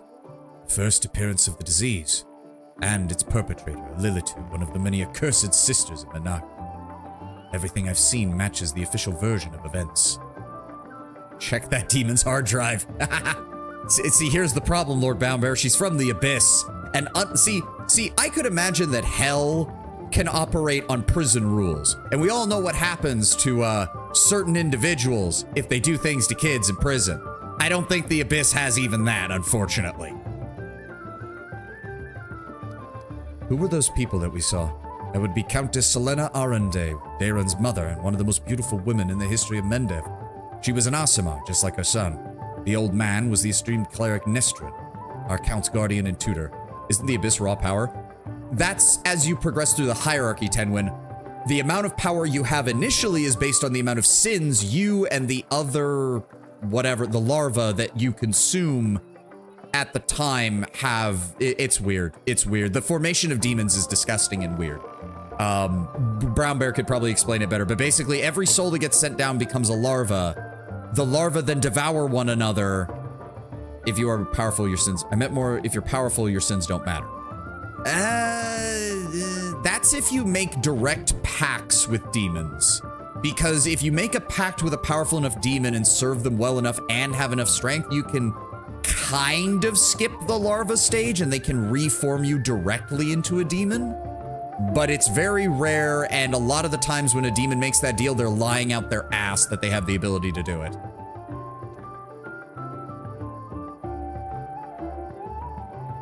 Where was I? He was known for his unfaltering faith and iron will. I was only passing acquaintances with him, so I can't tell you anything more than that. I didn't recognize the others, but Darren told me the first victims of the disease were his second cousin and his cousin's wife, hailing from the eastern border. Because demons don't have to obey a pact per se. That, and most demons can't. The Abyss handles the creation of new demons. You have to be a very powerful demon or one of the demon lords to try and bypass that for the sake of a soul that has made a pact with you. It is very rare that a demon is powerful enough to do it, and even rarer that they actively choose to do it. It does happen. It does happen, but it's very rare. The demon lord Lucas, could I assume? If he's so inclined, yes, but again, the vagary, because again, chaotic. So two followers of Discari might do almost the exact same things, rise to the exact same levels of power. One he helps become a full-fledged demon, the other he doesn't, because chaos. Because his particular whims that day said that this one guy deserves it and the other guy doesn't. Excluding when a demon lord claims a soul, chaotic evil souls sent to the abyss become abyssal larvae. The larva will absorb energies, possibly merging with other larvae, until they become a demon with its sins most closely match. Especially weak demons like dretches may form faster. More than one dretch can even form from a single slothful soul because they're so weak. Yeah, there we go. Thank you, Lord Brown. Surely the clerics could have done something. I can't say for certain, but I believe there was nothing that could have been done. Magical diseases are difficult to cure, and the plague struck fast. We need to find out what happened next. What now? I can sense the aftershocks of every strong outburst of emotion and memory somewhere in the west wing of the house. Something must have happened in one of the rooms. Check if anyone is in there and distract them if needed. Yep, lure Darren out of his room. Yep, these guys are all going off. Wonder why the demons attack. Oh, right, some of the dialogue does change when you move them. That's one good Darren. The Golden Boy's ancestors must have been powerful, given their kin are still so prosperous. Yeah, I mean, it's kind of implied Darren's family has been part of the military of Mendev for a long time. Darren's just like the only one who hasn't done it. Mendevians sure like to put on airs, but they know how to throw a party, I'll give them that.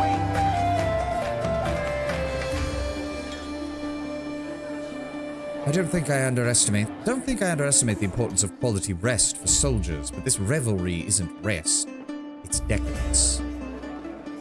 Demons can facilitate or even interfere with the process. Baylors especially will do this to prevent other Baylors from being formed. In one case, a prolific and terrifying serial killer upon his death was ascended directly by Lamashtu, not just to demon, but to a nascent demon lord, the Night Ripper. Yeah, see, like, once you have enough power, you can kind of fiddle with it, but the Abyss will just keep making demons regardless. And it will follow its own damn rules in the process. Darren arches a brow at you as you enter the room, but he doesn't seem to be disturbed in the slightest by your entrance. He's not trying to cover up or get dressed any faster. Commander, I assume you have an urgent matter that requires my attention. I see you managed to get this room cleaned up. What is it? Darren casts a look around the room as if he had never really seen it before, then shrugs carelessly. Oh, random room. I told my servants to make some of the rooms ready, and this is the room they chose. Let me see here. I think you should return to your guests. It isn't seemly for the host to leave them unattended for too long. I want you to make a list of the guests and ask them about their opinion on the crusade. Okay, so that's the boring option. This was always the one I liked. I am absolutely confident that you won't be able to persuade Sela to dance with you. Oh, I can imagine it. A lady graciously tearing down the curtains with her shield, her armor clinking melodically to the music. Oh, I wonder if I could keep a straight face and keep drip honeyed words in her ear for the whole dance. Oh, you've given me a brilliant idea. And off he goes. Also, if I recall, Sela has one of the best moments in this because she actually can dance. Was that a squeak? It was closer to a squeak than I'd have liked, but hey, we're keeping it in there. Also, Tenwin, I want you to look me in the eyes and tell me that you think Darren doesn't squeak. I don't know what the context would be behind the squeak, but I want you to really look me in the eyes and tell me that he wouldn't squeak. I see you were able to do as I asked. Prepare yourself. This vision might be rather difficult to watch. I'm not saying he can't moan, Tedwin. I'm just saying if you think that's the only sound he makes, that sounds very limited for our dear Count and the amount of interesting escapades he's no doubt gotten up to. Young Darren stands motionless by the Countess' bed. Speaking of which, time for emotional whiplash. We go from making fun of him to watching the trauma of his mother's death. His face is pale with fear, and for good reason. His mother's heavenly beauty is gone. Her smile, once beaming with vitality and happiness, looks more like the grimace of a corpse. Only her golden hair still glows, a sad reminder of the healthy young woman she was just a few hours before. Mother? Can you hear me, Mother? Hey, my boy, how did you get here? The Countess's voice is already fading. Do not come any closer. This disease. Mother, the revered Nestrin has sealed the gates. He says that he won't let anyone leave the estate. He says if the plague reaches the larger settlements, then no one will be able to stop it. He claims that's why the demons attacked us in the first place. They knew we'd call upon the strongest clerics to heal us, and those clerics would catch the disease and die as well. That stupid fat baron and his family tried to escape, but 3 armed paladins barred their way and wouldn't let them go. But we need help. Canabras has many clerics and wizards, and demons know what else. They'll be able to stop it. We have to get to them. Must obey the Reverend Nestrin. We are the lords of Mendev, and we protect our people. If the plague reaches Canabras, then thousands of innocents will die. I don't care about innocence. Darren's voice rises to a shout. You're ill, Mother. You're dying. Tell them to open the gates and we'll take you to Canabras. They won't listen to me, but you're the lady of the state. They can't refuse you. I cannot. I must leave, my dearest. Don't lose hope. You can still. A convulsion overtakes the Countess's body, and her last words are swallowed by a long, guttural groan. Leodor wearily rubs his temple, but his face is unreadable. Well, now I have an answer to one of the questions. Nobody went to Canabras in search of help, because the revered Nestrin didn't let them. He valued the safety of the city and the country more than the lives of his flock and the estate. That was a difficult choice.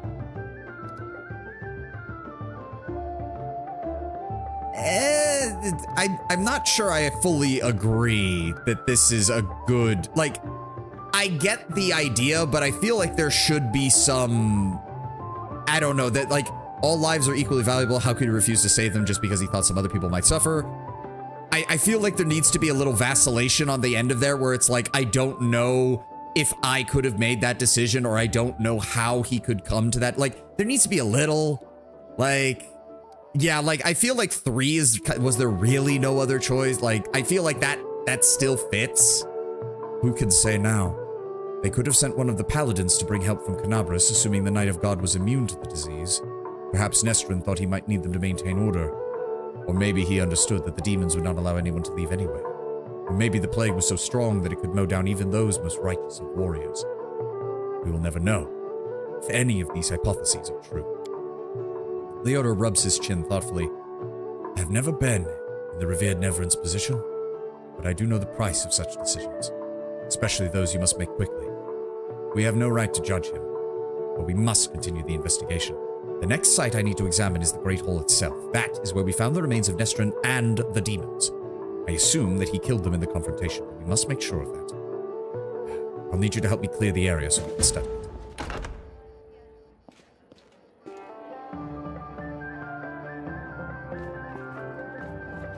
Beautiful. It was more neutral than good. I'd even go so far as to say it was more chaotic than good, because chaos is usually more like, you know, making decisions, stuff like that. What's wrong, Count? Did you really expect me to do a courtly waltz? I don't feel like I'm the one leading in this dance. This is why I picked this one, because Sela actually dances better than Darren. It's funny. Don't try to weasel out of it now. You're not leaving the table until the music is over.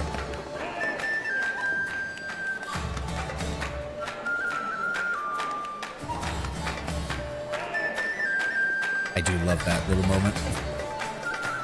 Oh, of course. Oh God, Ulbrich, how much fucking alcohol have you consumed?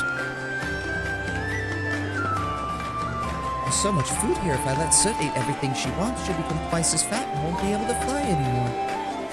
Okay, nobody else's dialogue changed. Now, some people get a celestial bloodline, tons of money, and a title. Others get horns and a slap in the face. Let's see what we can do.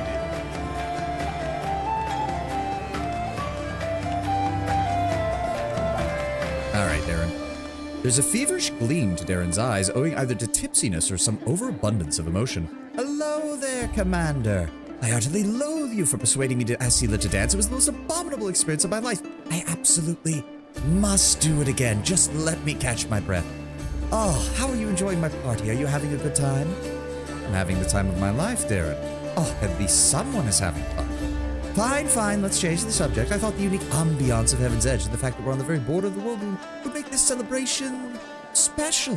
I thought the past would resurface and make itself known. Darren smirks bitterly.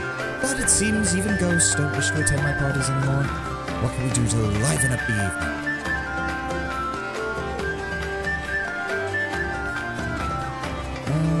Give me a second. I don't actually know what we can do to set off the place is deceptive. Wonderful. Wonder why the demons are attacked. Maybe the drinking contest? I think the drinking contest is what he wants us to do, but I don't remember. I don't think there was anything else. No, that's all clear, that's all clear. The dog got left outside. Womp womp. Here we go. Compulsive food consumption may be a symptom of several serious neurological disorders. It may also indicate that the food in question boasts exceptional palatability. Yeah, I think we'll go for the drinking contest. I think that's good. I think it's time for a drinking contest, my count. Oh, yes. The tried and trusted method of salvaging a dull party. Oh, for salvaging anything, actually. I'm ready, but who's my competition? Me, of course. What is this? The commander himself, Hero of Canabra's chosen one of Iomade, challenging me to a drinking contest. Oh, I mean, let us drink until one of us falls unconscious or begs for mercy. I have a 20 plus in Constitution. You're not beating me in a drinking game, Darren.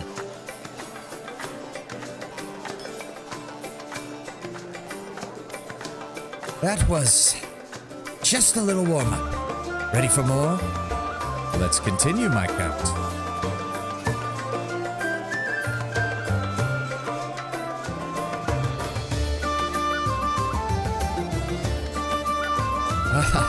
Are we done here, or are you ready for another round? I'm not done yet. Keep drinking.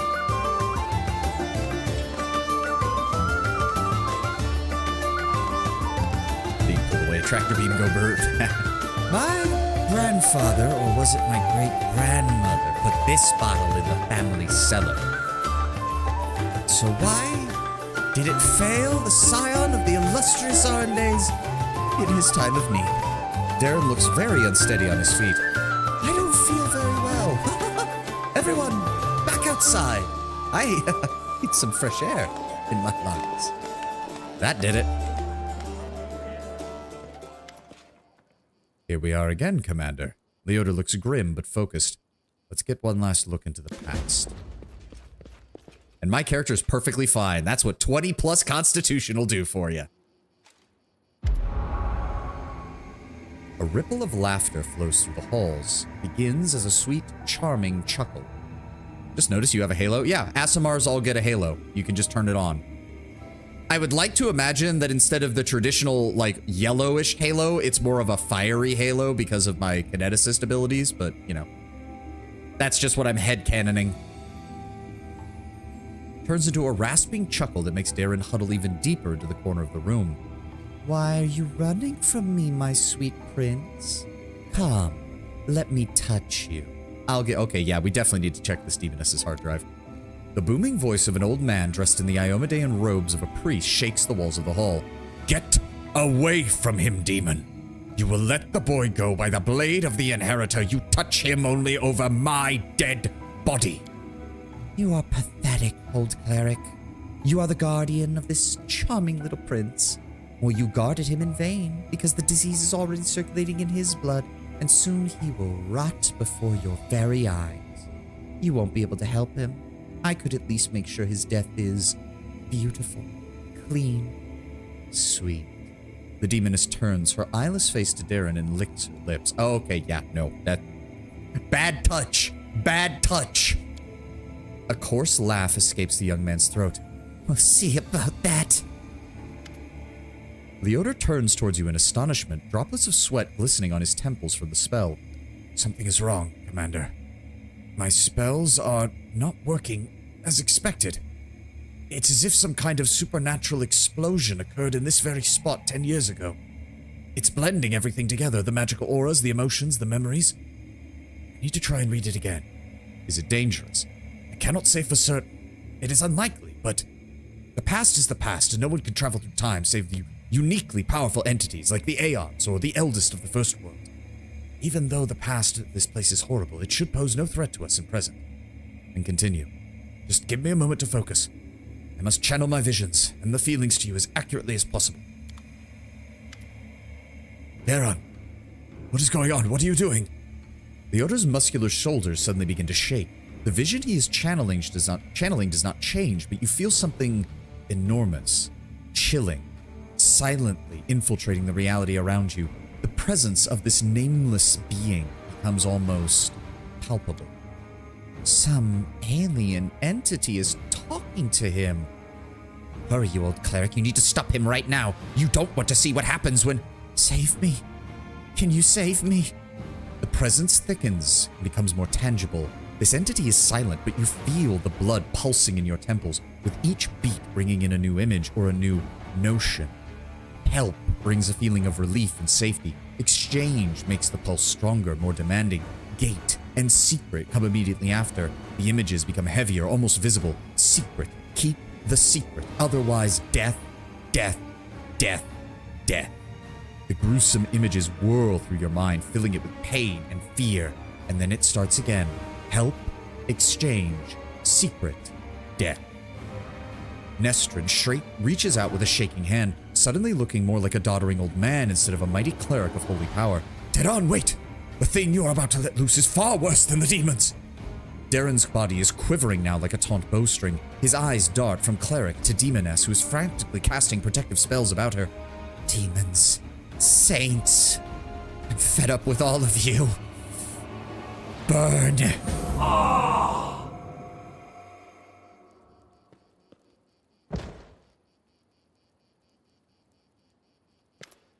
Leota, after falling, opens his eyes with a groan and slowly gets back on his feet. His legs are wobbly, his eyebrow is cut, but he doesn't even seem to notice. Sincere sorrow is written upon his face, as well as a strong hint of horror. What a misfortune. No. A disaster. By the goddess, everything is far worse than I imagined. Leota, are you alright? The strain, the emotions, they overwhelmed me. They made me faint like an agitated youngster. It was nothing. But I will not be able to cast any spells for the rest of the day. Aside from that, I'm fine. What happened? The Inquisitor slowly exhales through clenched teeth and says in a low voice, still massaging the temples. Yes and no. Damn it, my thoughts are still astray. I will try to explain everything to you as I can. Many living things are capable of performing the most extraordinary of feats, good or ill, when a deadly threat looms over them. 10 years ago, the young Count found himself cornered in every sense of the word, and he allowed an alien entity to intercede for him. It frightens me that all of my experience as an Inquisitor is completely useless in this case. It does not resemble anything I have ever read or heard about. This entity, this other, possesses truly uncanny power, capable of instantly killing 3 greater demons, a mighty cleric, and a host of mortals simultaneously. You saw everything yourself. And even worse, this entity, this other, it is still here. Leota takes a long pause. His gaze is drawn across the chamber, out to the outside where the guests are laughing and dancing. Darren's eloquent voice rises above the music for but a moment, and he's asking someone to bring more wine and add a few more logs to the fire. I do not know exactly what this creature is, but I do know what it did to the Count. It has turned him into a living gateway. The other is not inside the Count's body. It is not directly controlling his mind. That's why there's no obvious signs of possessions, but it is looking through his eyes. It treats him like a window into our world. A window that it can step through to wreak whatever havoc it desires. Does Darren know that this is happening? Of course he does. Did you hear what the other tried to convey to us? Help in exchange for a secret. Death. Death to those who know the truth. It wants to have an opportunity to use the Count as a gateway without anyone knowing. This is what made Darren deny that he remembered anything about the conclusion of the events at Heaven's Gate. Or Heaven's Edge, not Heaven's Gate. That's a completely different thing. Ah! What does it want? That is the strangest thing. It was able to enter our world 10 years ago, and yet it's still here. All this time, it has been watching us through the eyes of the Count. If it had wanted to kill Her Majesty the Queen, it had dozens of opportunities to do so. The Count can get close to practically every influential figure in Mendev, and yet the other refuses to act. Its interests lie in some other sphere. Did it kill everyone then? Was the disease not to blame? No, just Nestrin, the paladins, and those remaining guests and demons. Damn it all. I know it was the work of a mysterious, omnipotent entity, but it still stings. I was here 10 years ago, and I didn't check everything personally. Those who had failed to sense that something was wrong. Could the other be the reason why we've been finding those severed heads among our belongings? It seems very likely. In fact, I'm almost certain you are right. People tend to lose their head when they get too close to Count Arenday anyway. Apologize, that was completely inappropriate. Perhaps your gruesome findings are the heads of cultists who tried to kidnap the Count during the Canabra's slaughter. Perhaps they provoked the other in some other way. There must be something we can do. Now I understand Father Nestrin perfectly. I must make a crucial decision despite the dearth of information. The Inquisitor falls silent for a moment and looks you directly in the eye. Commander, first and foremost, I must apologize to you. And second, I must ask you to keep all of this secret. What are you sorry for? I apologize for dragging you into this mess. The other, an entity of immense power, has stated very clearly that it will kill anyone who finds out the truth. Anyone who knows that the Count is his living gateway. This secret is currently known only to 3 people on the face of Golarion. You, me, and Count Darren. And that means... He gives you a crooked smirk and shrugs. Did you have any questions so far? No. We're just getting through the last scene that was over here with the last flashback for Darren's childhood. Why do we need to keep it a secret? As soon as the Count finds out we know, the other will know as well. We do not know what it is, or what exactly the scope of its powers are, but we do know that it will dispose of anyone who might reveal its existence. I have made my decision, Leota says gravely. I will not speak of this discovery that we have made, not to the Queen or my superiors. I must ride to Neurosian and sift through every bit of the archives of the Inquisition, find some sign of what we are dealing with, and how it could possibly be defeated. I will also make some clandestine inquiries in other places, especially Absalom. Still, we cannot reveal the truth until I have found more reliable information, and I am asking you to do the same. Do not speak a single word about our investigation to the Count himself. The other's true name, the Game.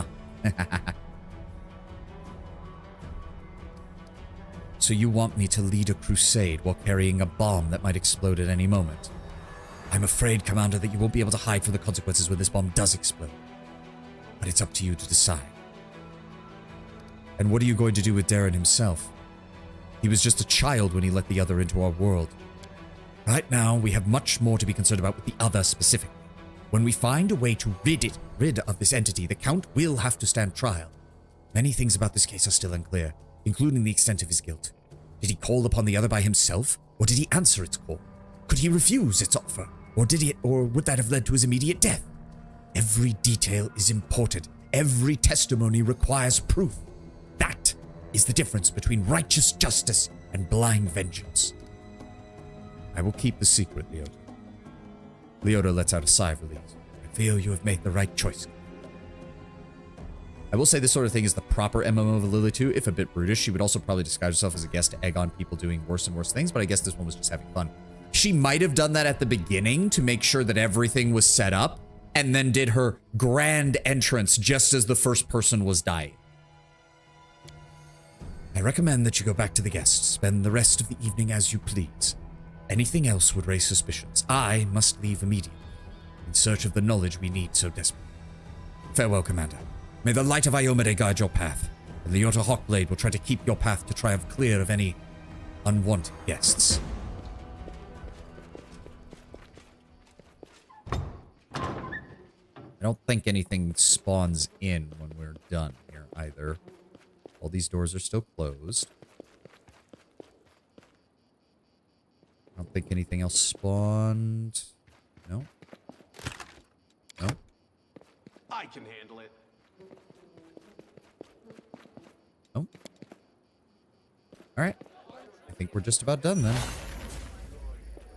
Darren was afraid to come here, and so that's why he did it. Because of that fear.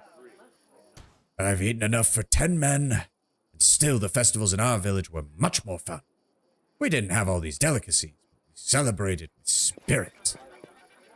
Can't make the demons wait. I'm not sure I'll be able to endure another hour of this outrageous debauchery. I like the party. It's a pity it's already coming to an end.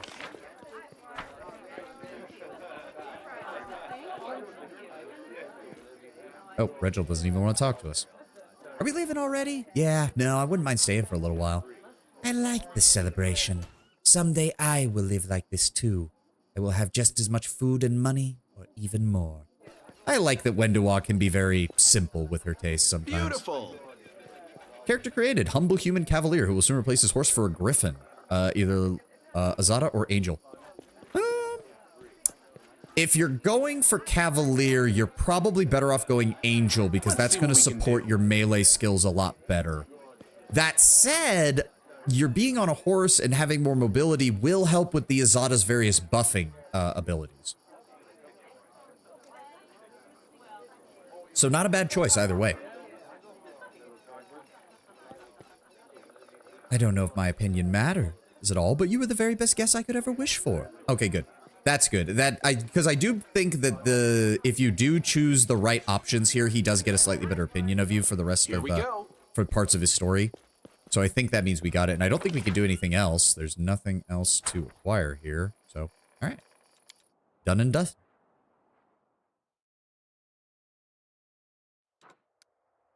Okay. Oh, good. That got us enough EXP to level up. Nice. We are level 8.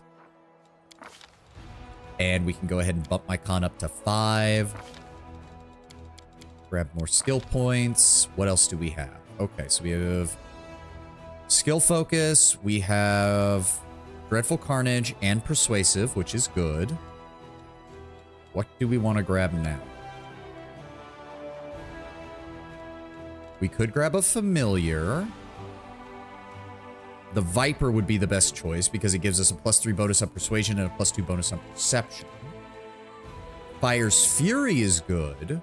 When using Fire Blast or Component Blast that include fire, add your Elemental Overflow bonus to the damage dealt. If the Kinetic Blast normally adds double your Elemental Overflow bonus to damage, these effects will stack.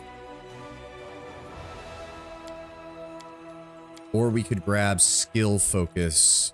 Persuasion is another good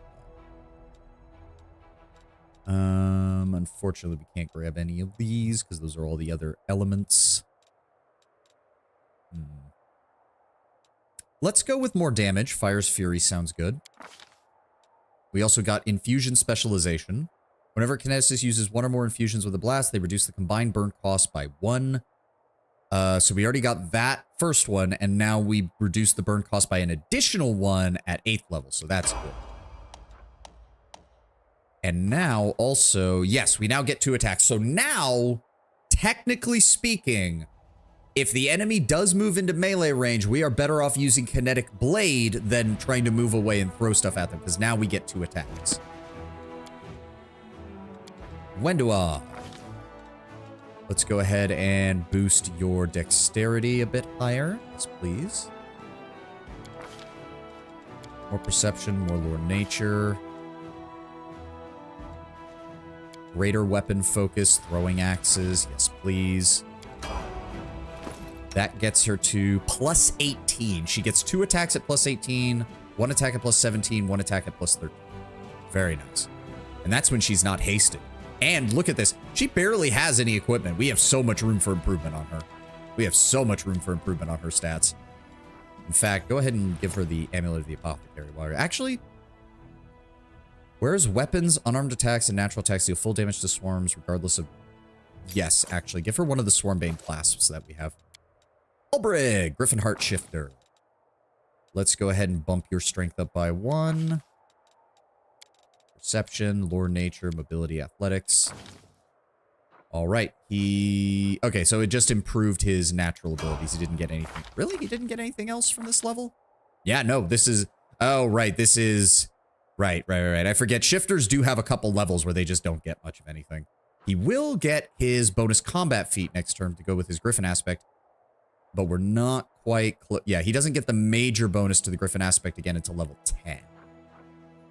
That's unfortunate. Oh, no, wait. Okay, at 9th level, gains the pounce. Oh, nice. Okay, so at 9th level, he gains the pounce ability and the improved natural attack ability with bite attack. Nice. Okay, that'll be good. Let me see here. Yes, we do want to get him this so he gets the additional point of armor training as well. Because we're going for 10 levels in this.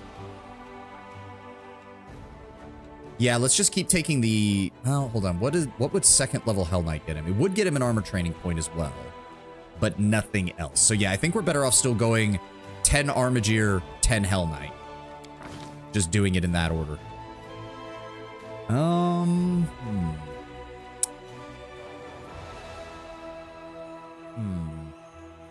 He already has all the abilities that let him use his dex, right?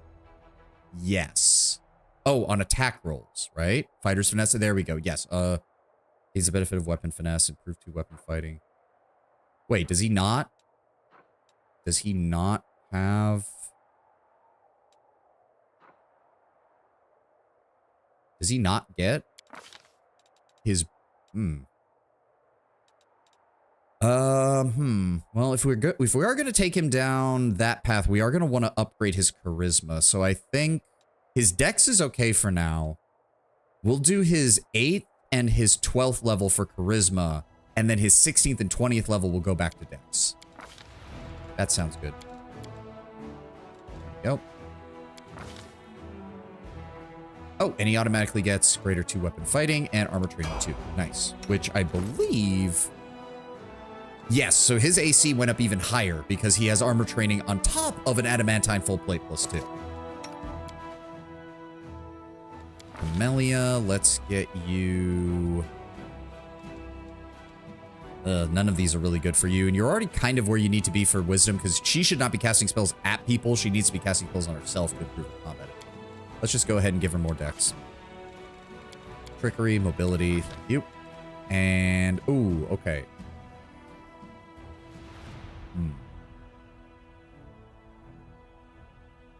Right, because now we have access to higher level hexes now. Right. Intimidating display is decent for her because she can just use hex to get it. Battle Master. Shaman makes an extra attack of opportunity each round. This ability stacks with the attacks of opportunity granted by combat reflex.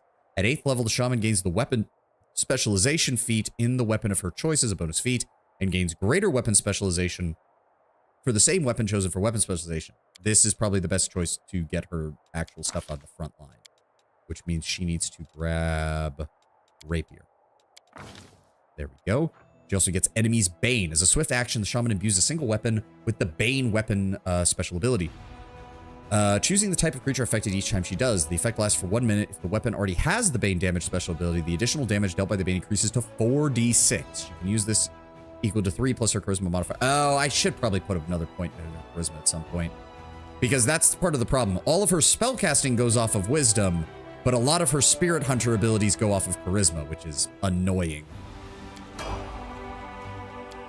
And Darren, we'll go ahead and bump your charisma up to a +6. Good lord. No. Use magic device.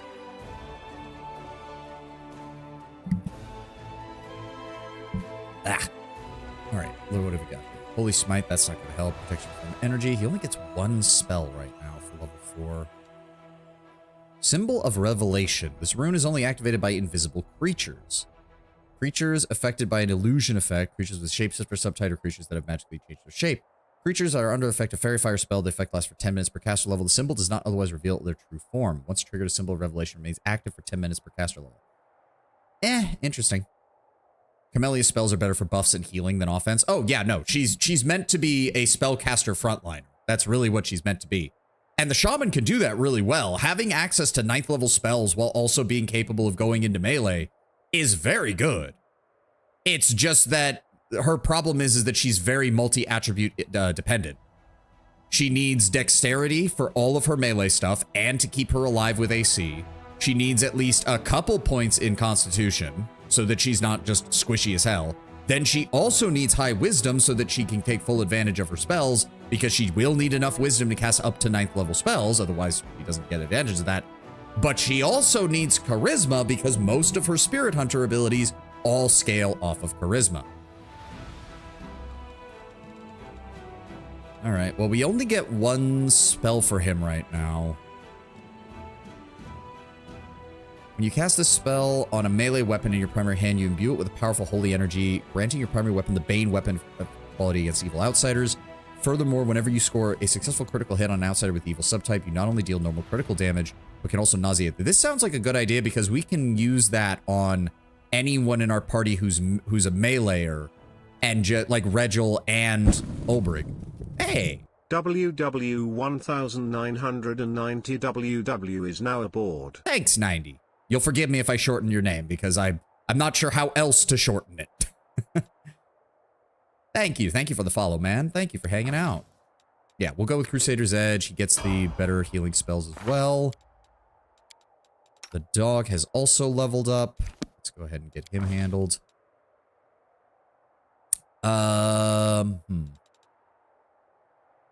gave it the 1 point of intelligence, which is all it needs to get to 3. I don't actually remember what the build suggested for him. Hold on. Darren. And +1 strength. Okay. Yep. That's what I figured. That's what I figured.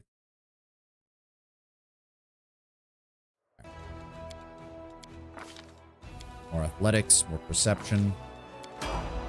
Okay. Yes, I know. I know. Thank you.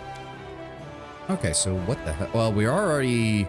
Oh, did that count as a rest? I think it did, because the tired effect is gone. So unfortunately, that still means we need to deal with these incubi if we want to get to the rest of these things down here. Alright. Has anybody replenished? Nope, not yet. Let's give it a shot. If it fails, we might have to skip some time and get that and wait for some additional troops to be available. Yep, it's an entire army of fucking incubi. Alright, let's start by just vaporizing one of them, hopefully. How much health do they have? Okay, so they have 600 hit points in total, basically. Because it's 100 hit points, there's 6 of them, so 600 hit points in total. We have a very good chance of one-shotting these guys. That would be nice.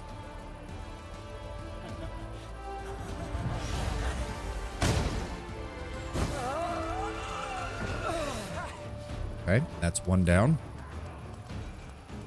We can weaken them with the archers. Not nearly as much as I was hoping for, good lord. And... Ow! Yeah, they just do morale lowering abilities, don't they? Non-stop. Oh my god. Jesus Christ. Yep, Crushing Despair, 3 rounds. Ugh, minus 30 penalty to combat morale. Fuck! Okay, well... Move right here just to block off this area. We want to draw them in. Okay, I really don't like that I didn't get a chance to cast my spells again. Fuck you. Was that a second turn he just got? Alright, well, let's vaporize at least one of them, please. There we go, 6 down. Archers. Okay, let's go ahead and heal yourself, please. Oh, that was not nearly enough. Oh, fuck. Let's put a Smite Evil effect on you. Move closer this way. Send in our cavalry. There we go. Oh my god, please kill him. Yes, there we go. That's another one down. Okay, they're coming this way. They're coming this way. Actually, stay right here. Stay right here. Pull you guys back. He's gonna fire off another spell. Yep. Ow! Sons of bitches. We're taking a lot of hits. We're taking a lot of hits. Okay. Another fire spell here. Okay, good. Now damage them. We might actually lose some men this time. Wow, 1? You healed 1? Okay. Oh, oh, it's affected by the number of unit. Right. I should have used the healing spell. He's gonna kill this priest if I'm not careful. Weaken them. Infantry. Oh, of course, because he just... Yep, and they're down. Fuck me. Well, no. We're still at that point in the game where I can't afford to lose units. I need more... Fuck, he's just casting it on the stupid-ass fucking clerics. But if I take the turn to cast a healing spell to keep the clerics alive, then he's just gonna swarm me with the incubi. Fuck. We might have to wait a few days and get some more troops. Because right now all we have are these guys as backup, but we can't even combine them because they're not the same unit type. What I wouldn't give to trade out these rangers for like 3 times their number in archers. Yeah, we're not going to get anything right now. All right. And we... Okay, the second we fight that army, the story progresses and we're going to have a problem. So let's head back to our camp for right now. We'll rest. We'll sell off some junk. And we'll probably skip a day or two and see if we can get some more troops.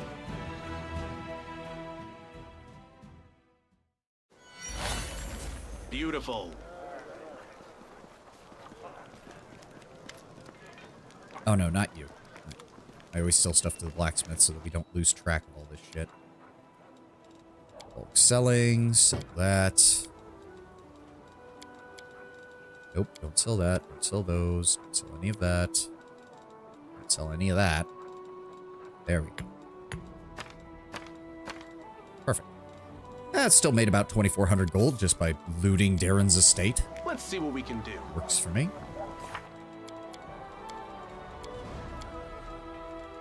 Secrets of Great. Go to the Heart of Mystery. Make resin. Well, I would love to do this, but we can't do that until we get the storyteller back. Nameless Ruins. Broken. Can't do that until the storyteller comes back. And can't do anything about that. All right. Rest time.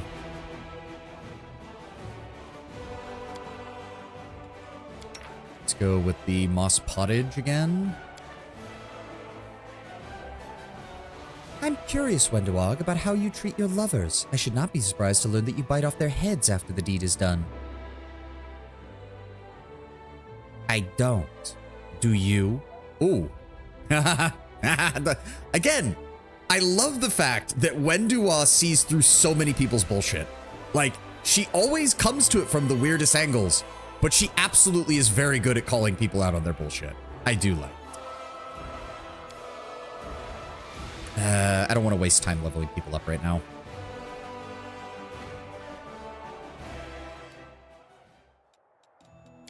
All right. Nope. We have to wait multiple days, I guess, until that comes back up and running. So, skip day. Skip day. How are things? Nope. Still waiting. Skip day. I mean, we're accumulating some resources here. There we go. Okay, the prices come down on these again. Good. Let's just go ahead and recruit you, and recruit you, and recruit you. And then we need to get you guys all the way up here. Yep. And then we're also going to need to recruit the Hell Knights.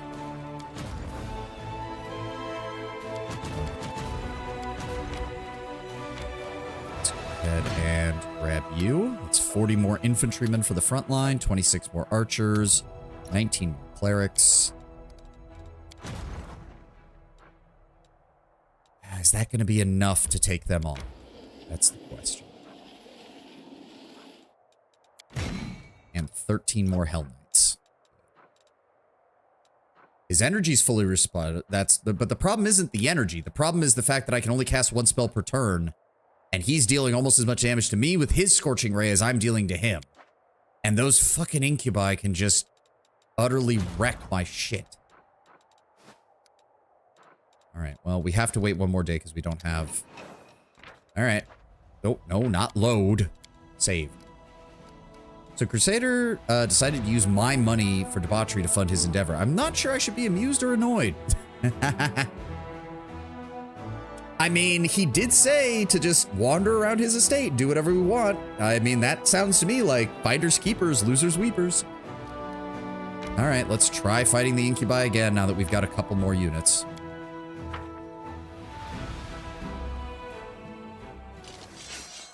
Okay. Yeah, we just need to vaporize as many of these as possible.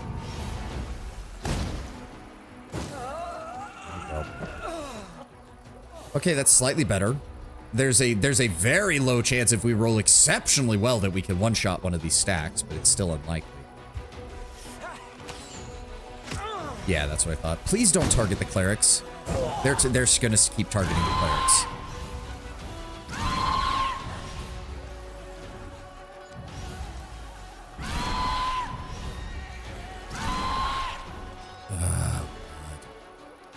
Yeah, and then I can't use, like, I can keep him alive somewhat, but there we go. That still wasn't the whole number of them. But I need, let's try to draw them in.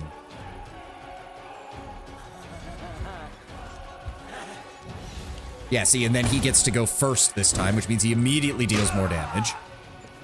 Right, see, at least this is one-on-one. They have to send the rest of them down here. Which means we can then vaporize you. Please kill him. There we go. Now, weaken them. Why are we dealing like half the damage that we would... Oh, because of the Crushing Despair. Right. It's like, why are we dealing so little damage? Because Crushing Despair. This is still not enough. This is still not enough. Fuck. Use that there. Move forward here. Engage.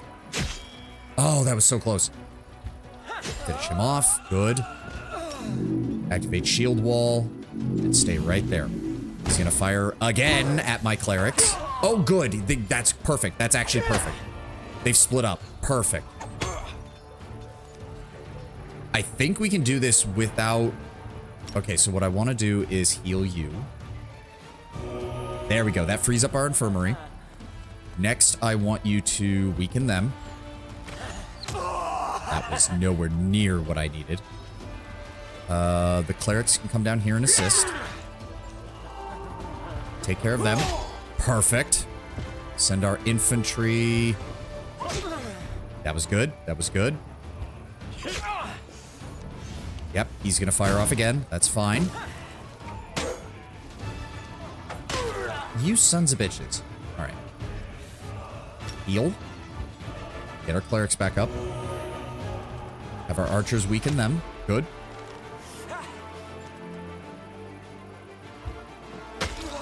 Wow, that was pathetic. There we go. We've got this.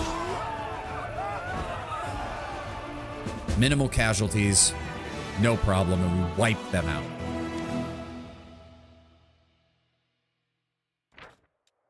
The Crusaders took over the ruins of a Sarkorian settlement and put to the sword all the demons defending it. Scouts have reported a sinister-looking lair nearby. And another demonic army, this time with fucking minotaurs. Alright. Well, still, no reason not to engage them.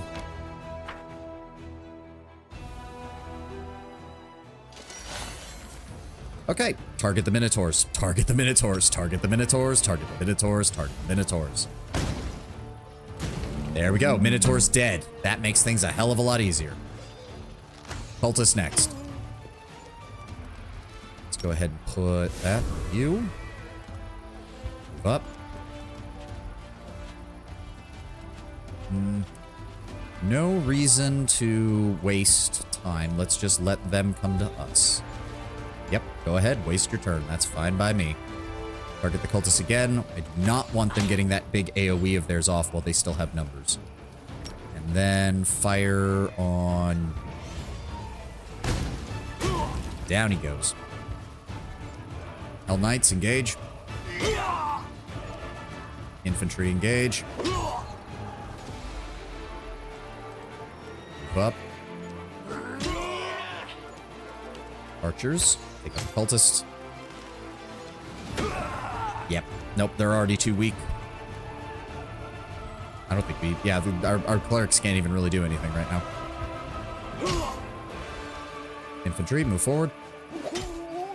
Perfect. Surround and engage. Don't need to waste any magic on this either. Yep, they can't do anything. Perfect.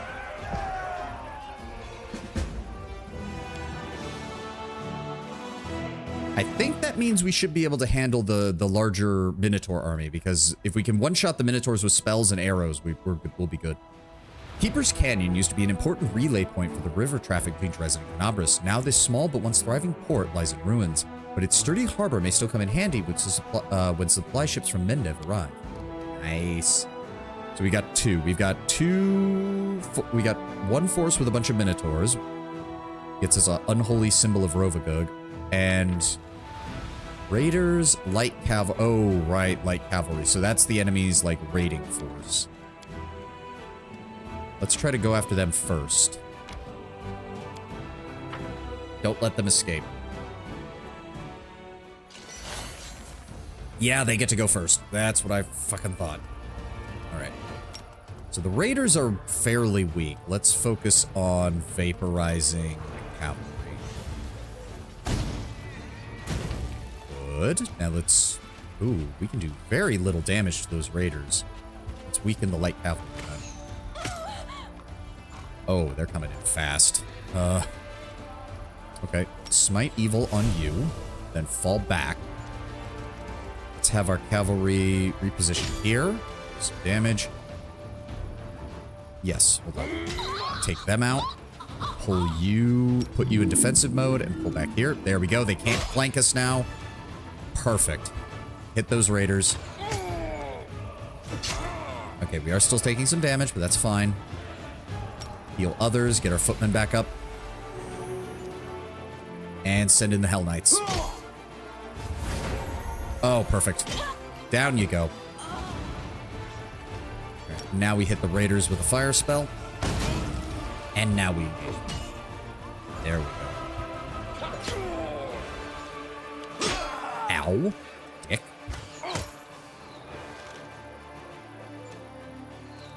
Give me heal others. Ooh, I think the Hell Knights have the main of our... Yep, they had the majority of it.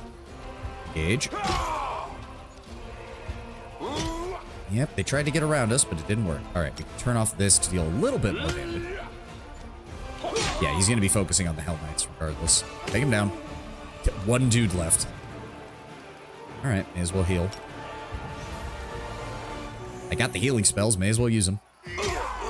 There we go.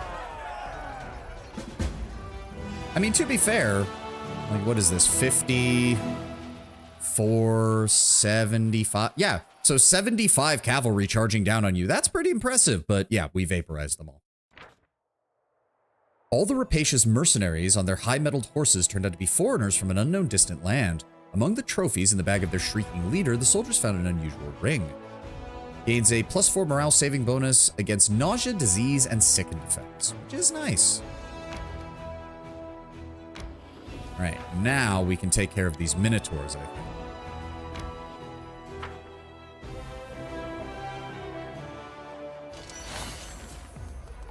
Okay. So if we set up properly, only 2 of them can approach us because this area is only 5 squares wide. Let me see here. Axe throw. Okay, they do have ranged units. That needs to be dealt with first. Almost. They've been weakened. Let's try to weaken the Vanguard. What is the one down here? Hold on. Can I? There we go. Okay, it is another unit of axe throwers. Let's go ahead and weaken you as well. There we go. Let's go ahead and put Smite Evil on you, because you're going to be closing the gap real fast. How far can they move? Just far enough. Let's move our infantry up here to form a defensive position. Infantry here. Turn on shield. Infantry here. Yep, he's moving forward. He's throwing. Only 1 damage. Good. That one's throwing, and 8 damage. That's why we need to deal with that. Okay. Let's go with fire on you. Oh, that was beautiful. Perfect. Now archers take them. Jesus, almost 100 of these fuckers. Heal self. Perfect. I want you to block off. No, don't move forward just yet. Just stay right there. Engage them. Good. Engage them. Good. And then I need you to block right here. Using a swing. Oh, okay. He does the AoE damage. That's unfortunate. He went all the way around. Fuck. I didn't realize I left that much of a gap. Fuck. All right, that's fine. That's fine. We can deal with this. We can deal with this. Give me arrows on you. Or not arrows. Fire spell. He's down. Now kill the Minotaur Vanguard. Thank you. Clerics, get me...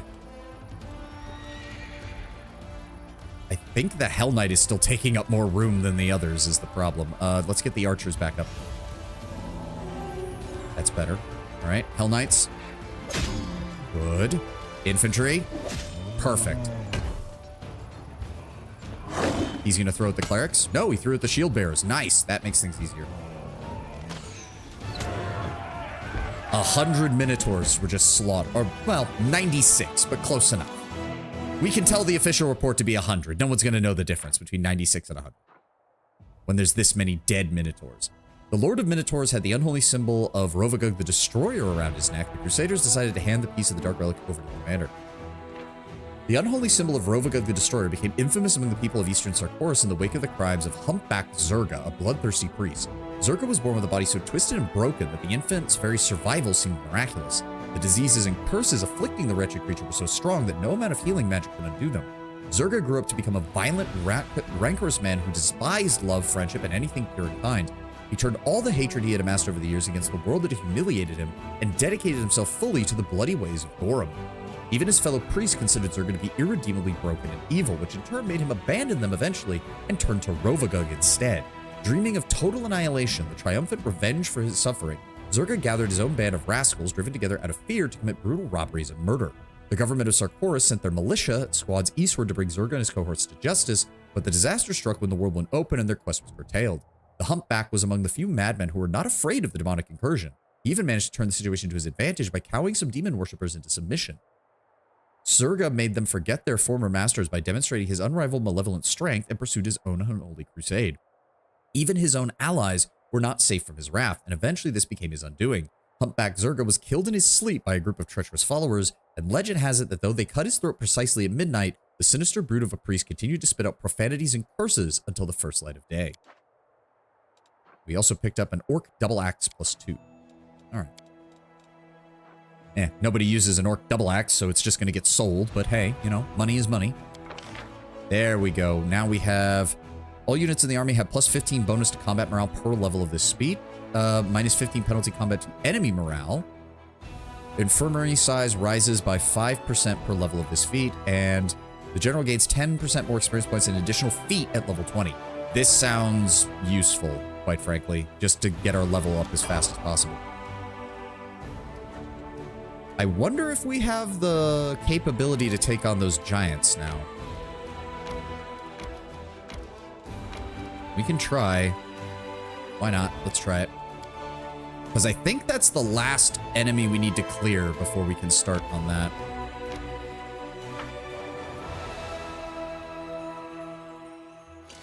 Let's try it. We still do so little damage. It's mainly going to come down to our magic abilities. Let's go with you. Yep. Can we try to kill him? Almost. Damn. Still, he's weakened. He's gonna throw. Ow! Let's get us a Smite Evil on you.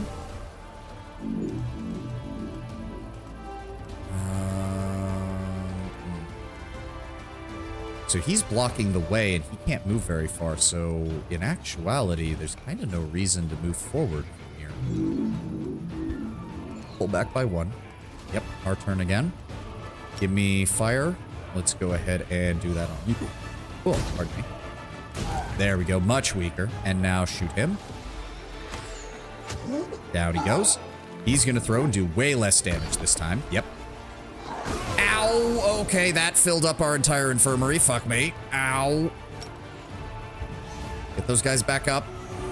How many archers did he kill? What the shit? Okay, that was not what I was expecting. We need to weaken this guy now. Okay. Okay, fire. Okay, there we go. Down he goes. Actually, if that's the case, we want to hold off. I need to get this infirmary number down. Yes, I'm aware. Thank you, game. All right. Heal others, archers. There we go. Now we're doing good. Heal others, archers. Get them all back up. All right. Get over here. Perfect. You guys can't get over there. You guys can't get over there. Archers, take him down. Oh, for fuck's sake.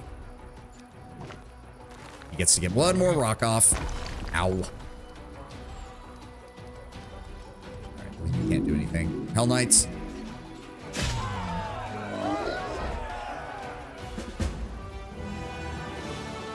That's why I installed the mob with auto wins all encounters on the Crusade. I mean, again, like, if you don't like the Crusade mode, I perfectly understand it. I get it. I just kind of like it just from the mind's eye perspective of things. Plus, I like winning everything. The scarce possessions of the wild giants may still prove useful to the Crusaders. This time, the soldiers found something truly interesting among the piles of rubbish, bones, and primitive tools. A pair of impressive tusks wrapped in a scaled hide that must be some kind of relic of these monsters. The Gomrau, an enormous reptilian beast, had once terrorized the riverside settlements of Sarkoris with its devastating attacks. The locals named it Chillroar for its thick, ice-covered hide which no axe or lance could possibly penetrate, and its feral growl which could blow a knight off of horseback. Bold, leery, and cunning, the beast satisfied its thirst for blood by destroying anyone who tried to kill it, and there was never a shortage of such brave yet foolish souls. While the small tribe of mountain giants worshipped the ancient Gauro, the Sarkorian tribes considered Chillroar a grim threat, encouraging the best of their warriors to try and defeat it in a feat of strength which could be remembered for ages. Despite these heroes' valiant efforts, Chillroar managed to outlive its enemies. Sarkoris fell to the demonic onslaught, and the creature's triumph did not last long, however. The opening of the World Wound had changed the local landscape forever, draining many of the rivers dry and wrecking the Gauro's lair. Finally, a large force of demons tracked down the legendary beast and brutally slew it. Unsurprising there, unfortunately. Now, you can get the +4 strength belt. Thank you. Yeah, see, it's still using his strength for that, so we do need to boost his strength. Oh, but he's using the dex for the accuracy. Who else could use that? We're gonna go with Wenduog, so she can do more damage on her throws. There we go. All right. Every threat prior to this point has been passed. Now we can... Underground Hideout is the last place we want to go. Let's head over to the Marked Rock. Oh, that's all that was. Okay, all right. Underground Hideout it is then.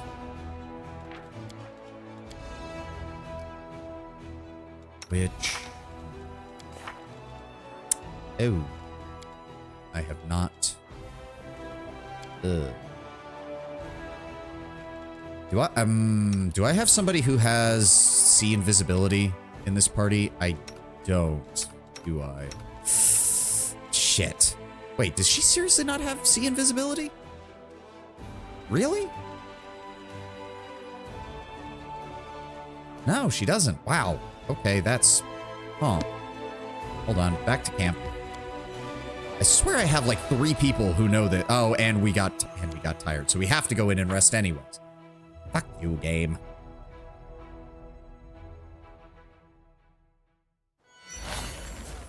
Here we go. Let me also just go grab a scroll. Actually, yeah, let me just go grab a scroll of it. He should have some. Sort by... No sorting. Just... Because it should be by... No, it's not going to even do it by name, is it? Protection, remove curse, neutralize poison, death ward, protection. Well, no, I know. Oh, no, I know what I can do. We'll just drop Chameleon, take Woljif. He still feels the mobility part, and I know for a fact he has that. So we do need to level him up. Shit. Yes, he does have sea invisibility, so we're just going to go ahead and throw that in place of Sense Vitals. Who did I give sea invisibility communal to? Is it only Nenio? Yes, Nenio's the only person I put that on. God damn. Fair enough. I do need to level you up. So, level 8 Eldritch Scoundrel. Let's go ahead and give him another dex point. Buff those skills up, please, Woljif. And then... gets... what is this? Just a rogue talent?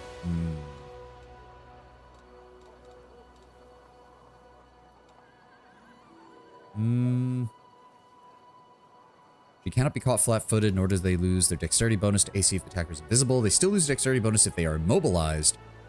Character with this ability can still lose their dexterity bonus to AC. Okay, hold on. What does the Woljif build that I looked up suggest for this?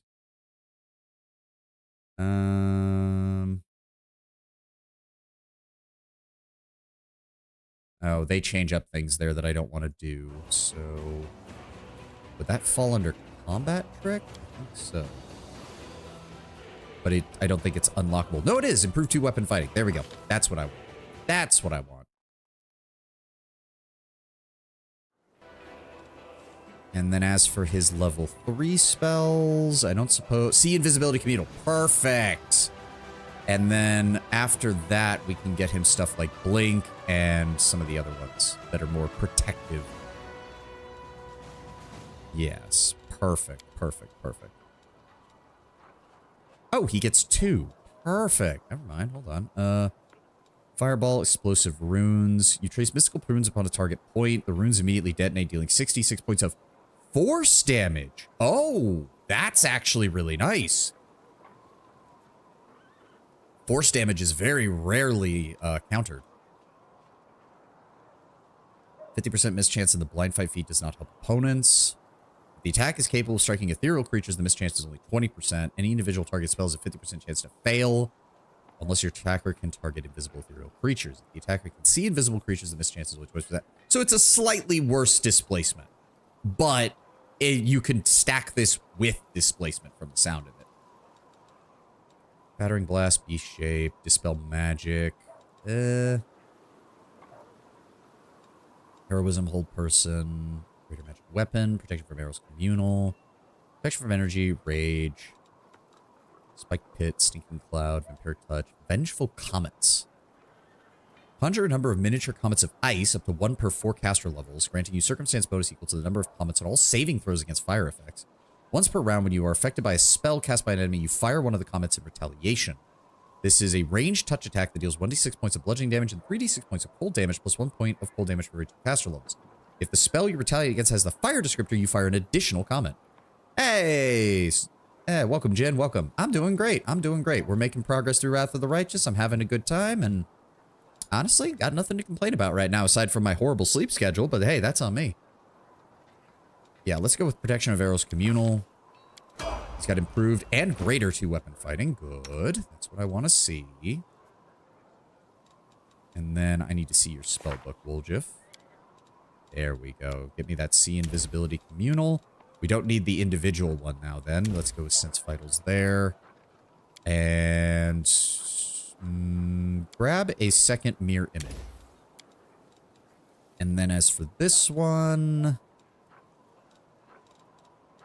go with, you know what? Magic Missile. A nice backup guaranteed damage is nice. So we've got displacement, haste, and See Invisibility Communal. Protection from arrows isn't as needed here. Perfect. All right, let's go rest.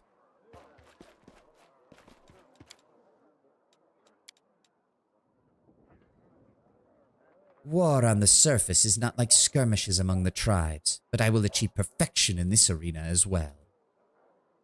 War is both a science and an art. To master both aspects, you need a disciplined mind. Until you acquire that discipline, you will understand nothing of war. Regel's got a point, Wenduog. You're thinking of this as a fight. Fighting is part of war, but war is not just fighting. All right, drop Camellia, grab Woljif.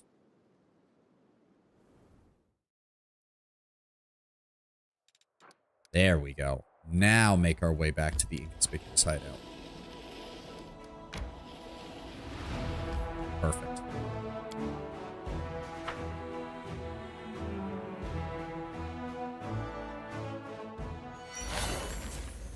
All right. And let me guess, it moved us around again. Yes. Darren is for some reason here.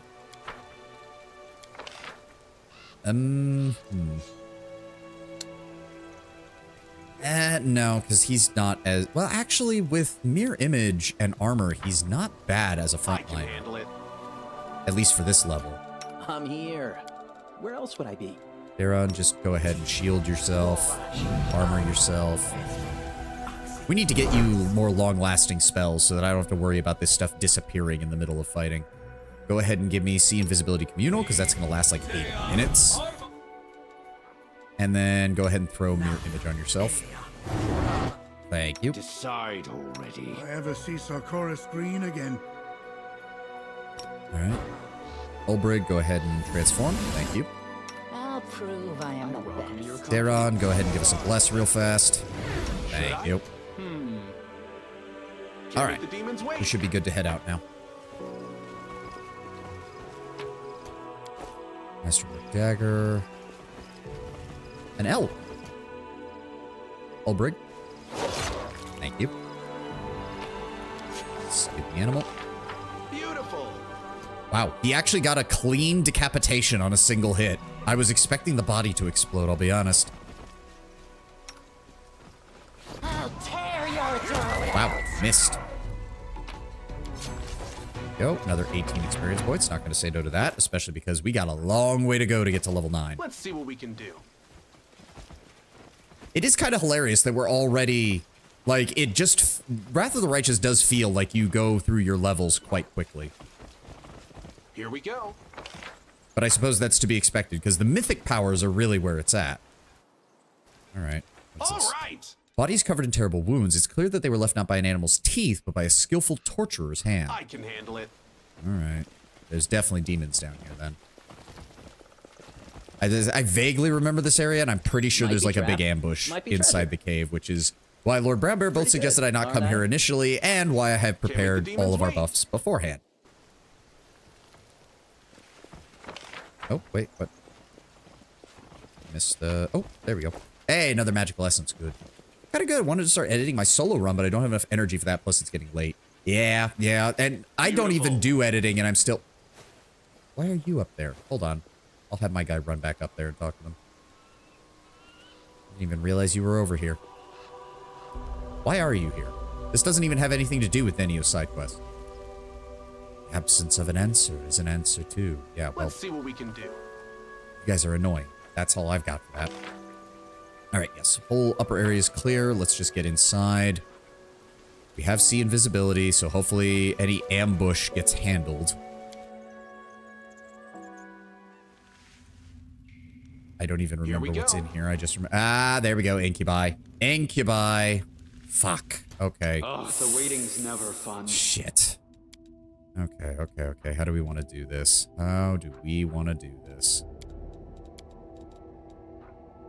We could start with that, but then we kind of have to just run in and go. Should we proceed? Let's see here. Ooh, it boosts AC attack and damage rolls. Does not improve saves, unfortunately. Shit. Who? Me?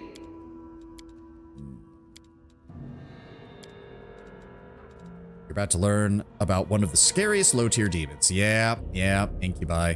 I can handle it. Can we get around this corner without drawing their attention? We can. Okay. F5. Rules are Daron, made to be I need broken. you to start casting... Those are not going to help either. Oh, Crusader's Edge. I want you to put that on Regil. There we go. And then I also want you to put one on Woljif. They've got the best chance of actually landing. Actually, now that I think about it, go ahead and throw it on... Why can't he pass it on Wenduog? Oh, because she's neutral evil. Right, so it's not going to work on her. Fair enough. All right. Can't make the demons wait. Incubi, often paired with succubi. When people think of them, they're actually a CR lower.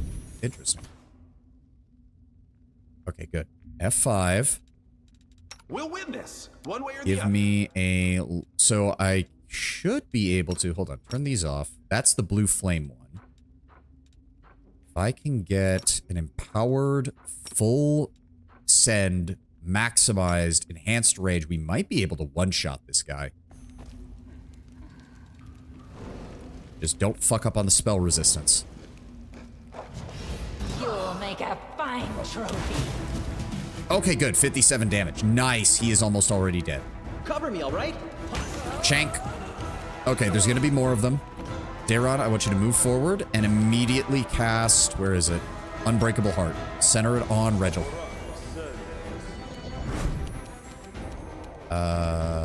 Why did that not...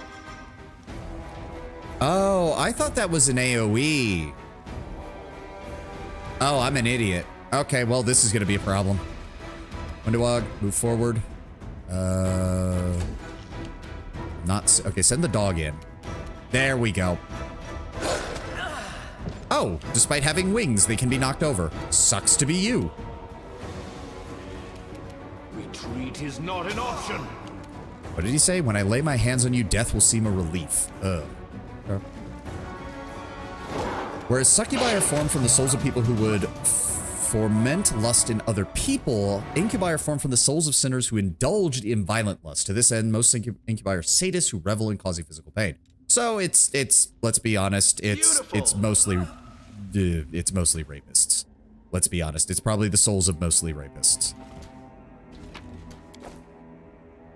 These particular impi don't seem to be too concerned about indulging in lust. Instead, they're sidelined in favor of causing purely torture, deep and imaginative goals. Yep.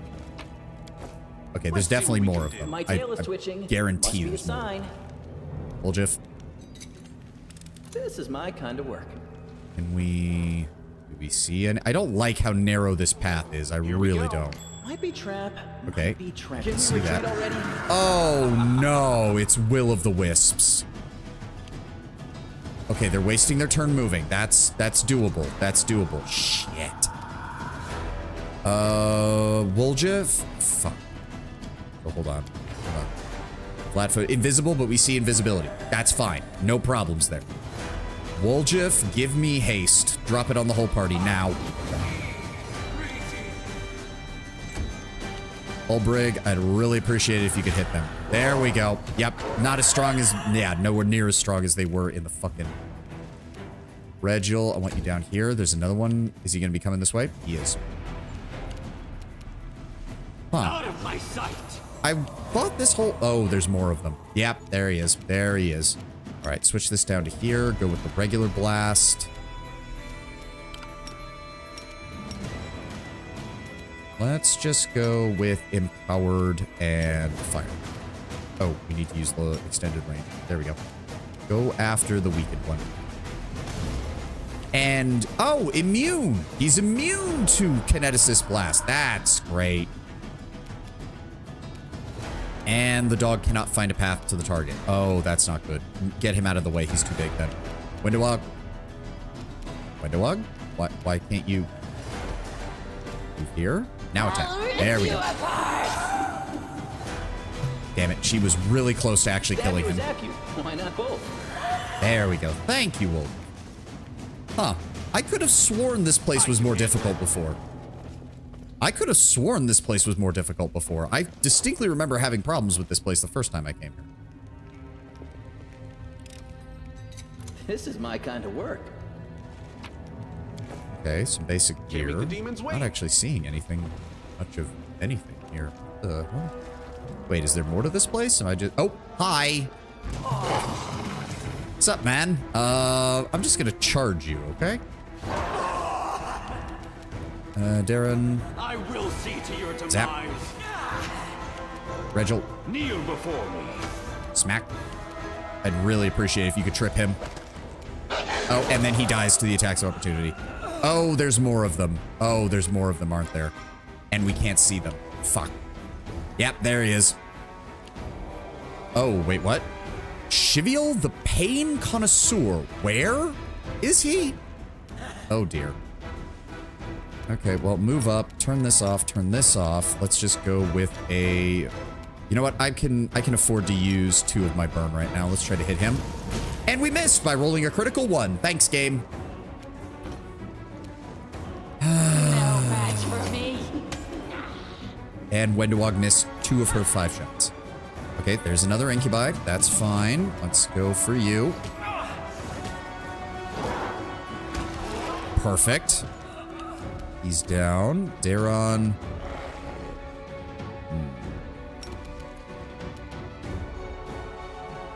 Darren, I would like you to summon up some undead. Why does he have to go all the way over there to cast it? He shouldn't. He should just be able to walk over here and he'll have clear line of sight. What the fuck? Okay, move here. Now, can you? No, you can't. All right, fine. Just summon it up. Attack. We get the attacks. Okay, he used Vine Trap. I don't even know where he cast it. Did he only cast it on one person? Oh, it is a single target, but Regil made the reflex saving throw, so it sucks to be you, buddy. Empower, do this. Nope, we can't. Too far. All right, just move up then. And you know what? I've got room for this. I got room for this. Let's just go ahead and Fire Blast. And did not overcome his CR. Because I can't. Because apparently I just can't roll higher than an 8 on my CR rolls. Ever.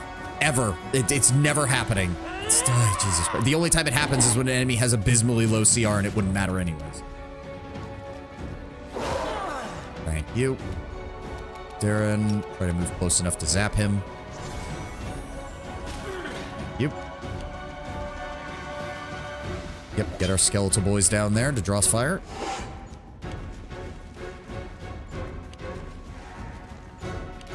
Regil, so I'm assuming this, what is this doing? 1 minute, 30 seconds. When the spell is cast, the subject becomes paralyzed and entangled, though a successful reflex save negates the paralysis. Each following round, the subject may attempt a new saving throw to end both paralysis and entangled. Takes 2d4 points of piercing damage each turn from the sharp thorns. Damage is considered to be cold iron for the purposes of overcoming damage reduction. Alright. Press the attack! What do you mean? There we go. So move you down here. Go over here. Retreat is not an option. Can we trip him again? Glorious. Get fucked. We'll just stab this man while he's down. Thank you. Alright, that actually worked out pretty well. The haste spell plus C invisibility made things a hell of a lot easier. Beautiful. And that's one of the demonic incubi commanders taken care of. What did you... Ooh! Masterwork Scimitar. A chainmail of camaraderie. Whenever the wearer of this +3 mithril chainmail flanks an enemy, the wearer gets a +2 bonus to damage against flanked creatures. If you have an outflank bonus, the damage bonus increases to +4. That would be great if the only rogue in the party was an Eldritch Scoundrel who can't wear armor. Great going, game. Belt of Physical Flow. That's nice. And a Cloak of Resistance +2. Belt of Physical Flow. That would be amazing on Wendewog. Here you go, Wendewog, baby. Oh, yeah. Okay, so she needs a new piece of armor because she's not actually getting... Cavalier would love that. Yeah, I bet. So that's a 4. She has 2 dots in armor training, so that would get it to a 6. So she would still get more of it from there.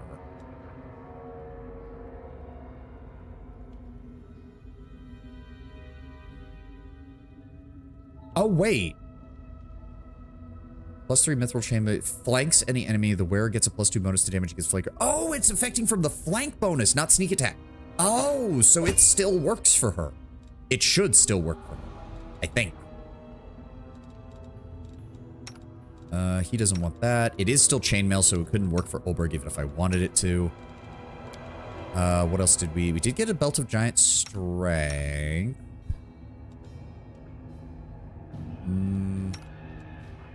Is anybody close to their limit? Ooh, he is, but... Honestly, we'll just give this to somebody else back in camp. This is a Cloak of Cleansing. This is a Cloak of Resistance +2. Wendewog already has one. Ulbrich, we'll put that on you when we get back to camp.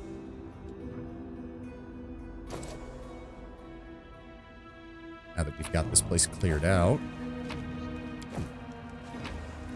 Okay, some alchemical ingredients, some basic loot.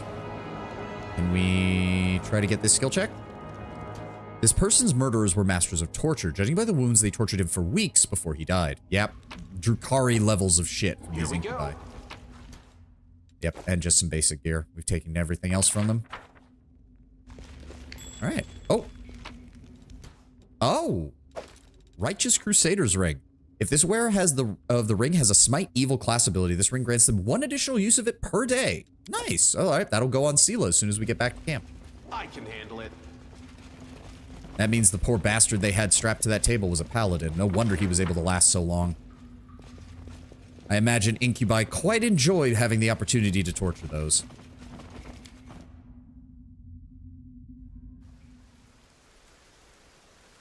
All right, we're clear. I think this was the last encounter before the next big story moment.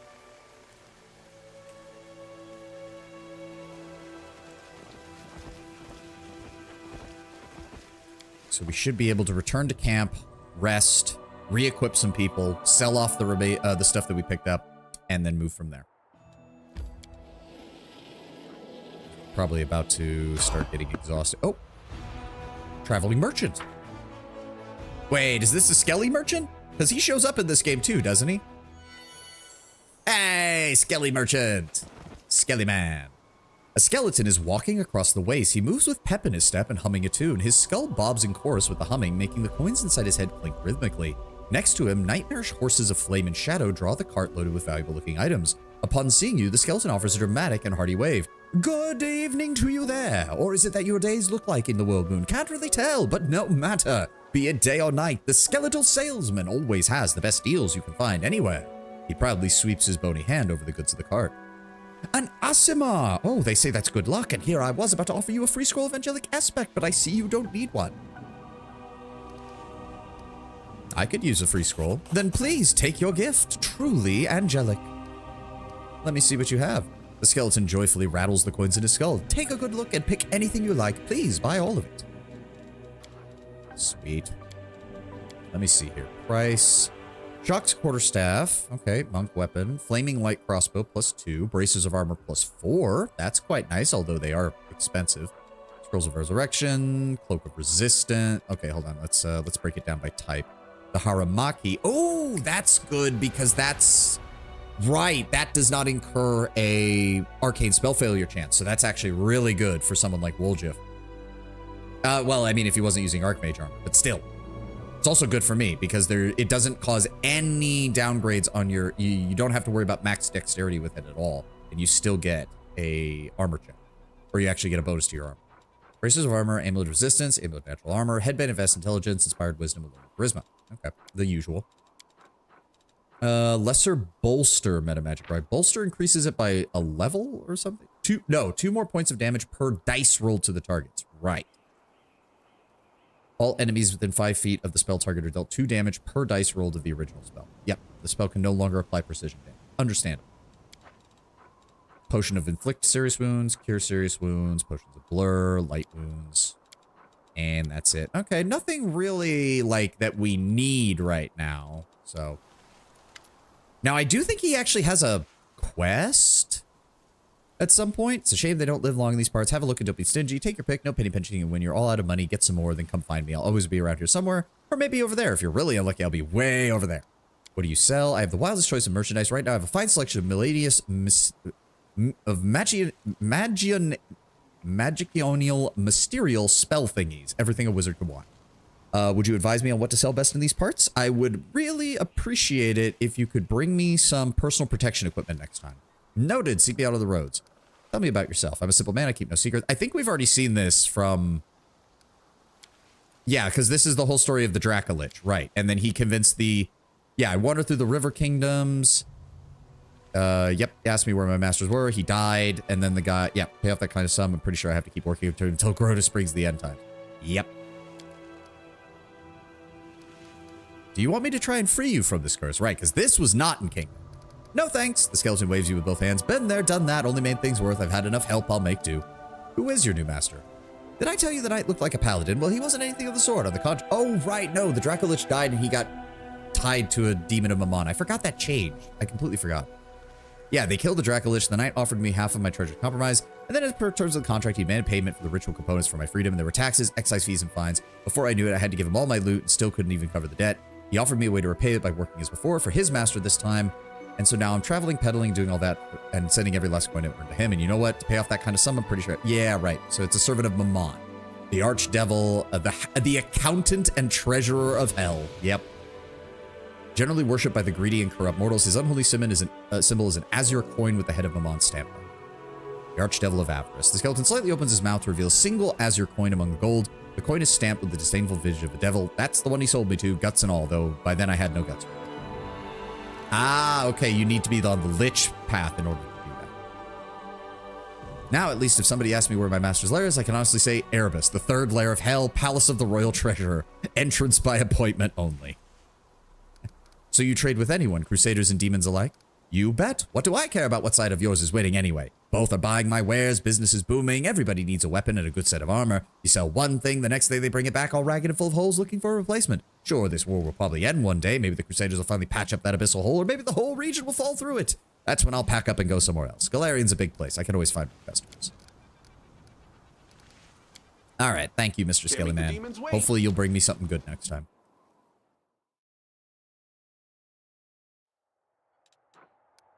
Alright, back to camp.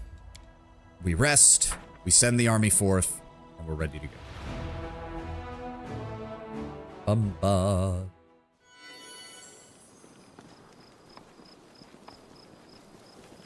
Blacksmith, I need to sell you my junk. There's that. Nobody uses the double axe, nobody's using the scimitars. Breastplate +2. Medium armor. No, he's already got a heavy armor that's that, so that's better on him. Oh, we can put it on Darren. Good. Don't want to sell any of those. Don't want to sell any of those. Definitely don't want to sell any of those. Don't need to sell any of those. And nothing else. Alright, 3,000 gold. Not that much, but we did get some good items from that, so... Let me give you this ring, Sela, and then I'll also go ahead and... Yeah, nobody else really needs it. I'll go ahead and give you the Belt of Strength. And Social, you can have the Cloak of Resistance. No, wait. We wanted to put that on Ulbrig. You can have the one that Ulbrig was wearing. Swap you out. Here. What was this one? +4 morale bonus on saving throws against disease, nausea, and sickened effects.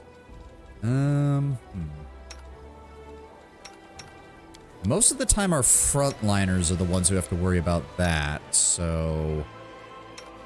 I'll go ahead and throw that on you, Ulbrig, so that way if you do encounter anybody who does stuff like that, you're able to not get affected by it. And... no, not Social. Darren, there you are. That gets you another point there. We don't need a breastplate +1, so we can go ahead and sell that. Thank you for the additional 338 gold. We do have a good amount of money. So by price. Apprentice robes, +1 bonus to AC whenever the wearer is under the effect of the mage armor spell. Ring of Blur is also amazing. 20% mischance at all times, but it's 47,000. That'd be most of our money right now. Not so sure about the rest of this. Ring of Enhanced Summons. Do you even have a ring right now, Darren? You do not. That's not the worst. At least for right now. Yeah, we'll do that. Give me that. We'll throw that on so that our cannon fodder, when we have him summon them, will be a little bit more effective at actually hitting things. Thank you. Don't want to spend too much money, because we're still at that point. There is so many high-level stuff that requires so much money in this game. Wendawag, you got anything to say? Nope. Alright, let's rest, and it'll be time to move the story forward. In fact, while we're here... Nothing there, nothing there. Let's go ahead and just put you guys away so we're not wasting room. Keep you. Keep you. Keep you. Good. Rest.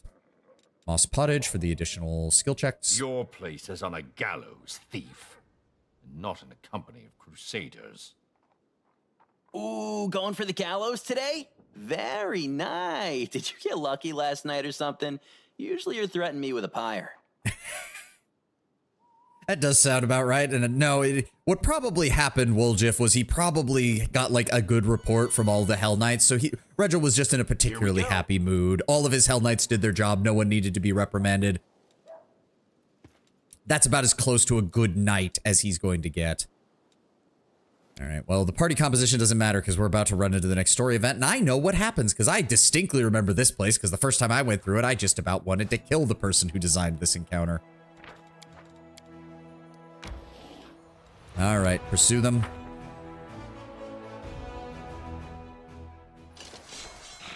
Yep, gargoyles. That's a big problem. Gargoyles, ghouls, skeletons, and skeletal sharpshooters, they need to die now. Goodbye. Alright, shoot the gargoyles. The ghouls are moving up. Let's go ahead with Smite Evil. Send in our cavalry. Send in our infantry. Go. Yep, skeleton's gonna move up. We take some casualties. That's fine. And he completely bypassed us. I forgot that they could do that. Fuck you! Get out of here. Shoot the skeletons. Good.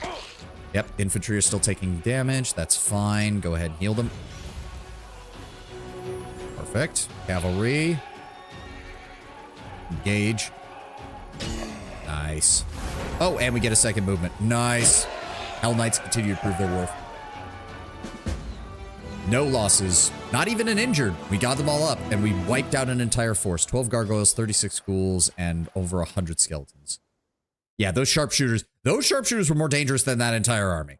Like, that's how I know the problem with that. All right, we're going to encounter more of them coming up ahead. What are we dealing with here? 2 sets of sharpshooters, 2 sets of ghouls, and a unit of gargoyles. Ugh. Take him down.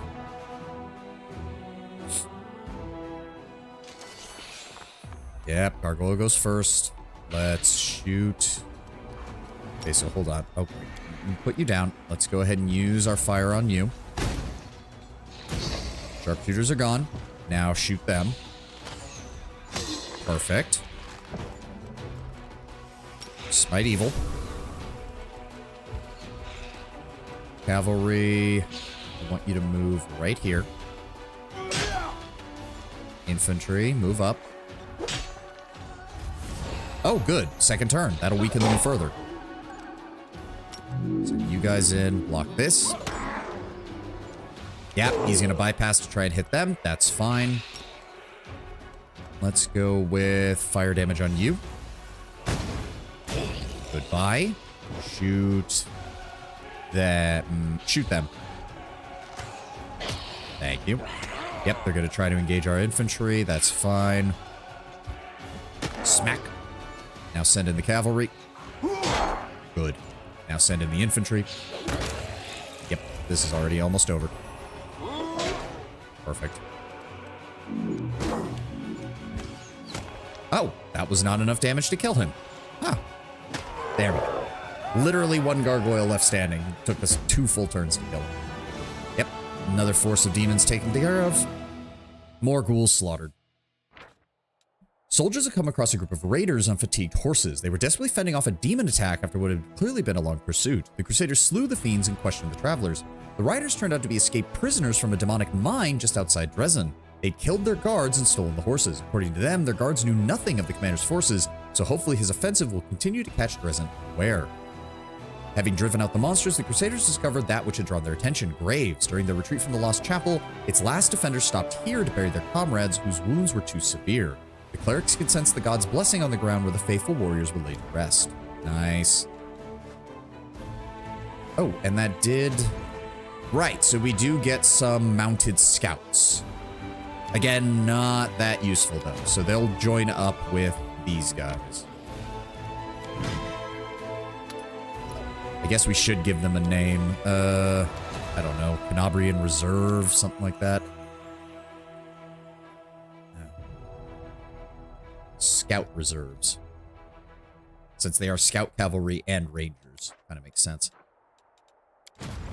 Why the hell did it use a different font? That's weird. Alright. Let's move up. Oh. Oh, is this where... Does the event happen here? Does the event happen here? I think it does. Yeah, the event's happening.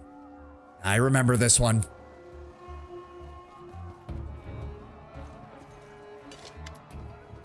You awake in the middle of the night to screams and sounds of battle. A moment later, Anevia bolts into the tent. Commander! Are you alright, Price Tesna? We're in trouble. The camp's under attack.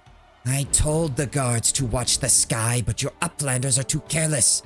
In the caves, they'd get their heads bitten off by the first spider they met. What's the report? It's a complete mess. Camp's on fire, winged beasts attacking from the sky. They're snatching anybody they can. We need to mount a defense and quickly. Gargoyles, then. Well, we can't really see them. All I can say is they're attacking from the sky, not charging us from the ground.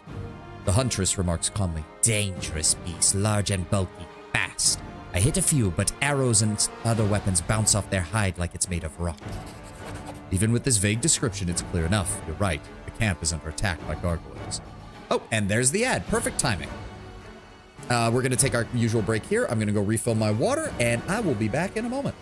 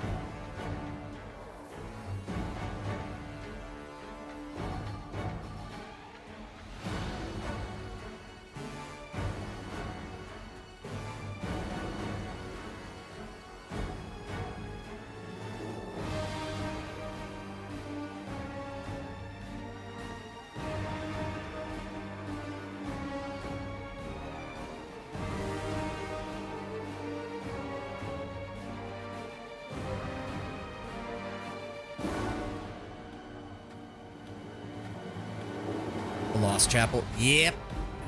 Yep, we're finally getting there. Finally getting there.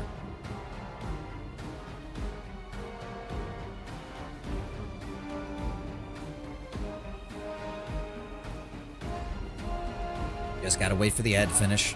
I don't think there's anything else in the dialogue. I see to arms. Yeah, they're just gonna walk out and then, yeah, we are very restricted in who we get to keep in our party right now, unfortunately. I need there. No, she can't wear full plate with and keep her dex bonus. Fair enough. Let me see. Honestly, that doesn't really matter. Make the demons wait. Alright. I think we go right into... Yeah, everything's going to hell. Everything's going to hell. Here comes trouble. And immediately. Yep. Oh boy, here we go. Our troops are immediately under attack. Nice going, dude. Just walk right up to the enemy. That's gonna go great. Okay. Let's do this. Let's do... Alright, empowered. Gather power. I am at full, but we're going... Well, no, I think... There's usually enough time to rest once when you go to the Lost Chapel, so we should be okay there. Give me extended range blue flame blast on that gargoyle hunter. Boom. Immediately dead and caused a debuff on the enemy. Perfect. That's exactly what we want to see. Why did you... You literally had an enemy standing next to you, you dumbass. Wendowog, kill this man. They'll beg me to stop. God, she does so much damage. I love it.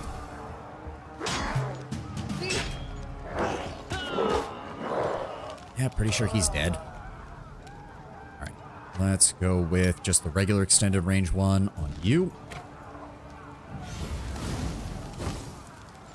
Did we? Oh no, we hit him. 37 damage. Okay. Why are you walking through their zones of control, you dumbasses? Stop it!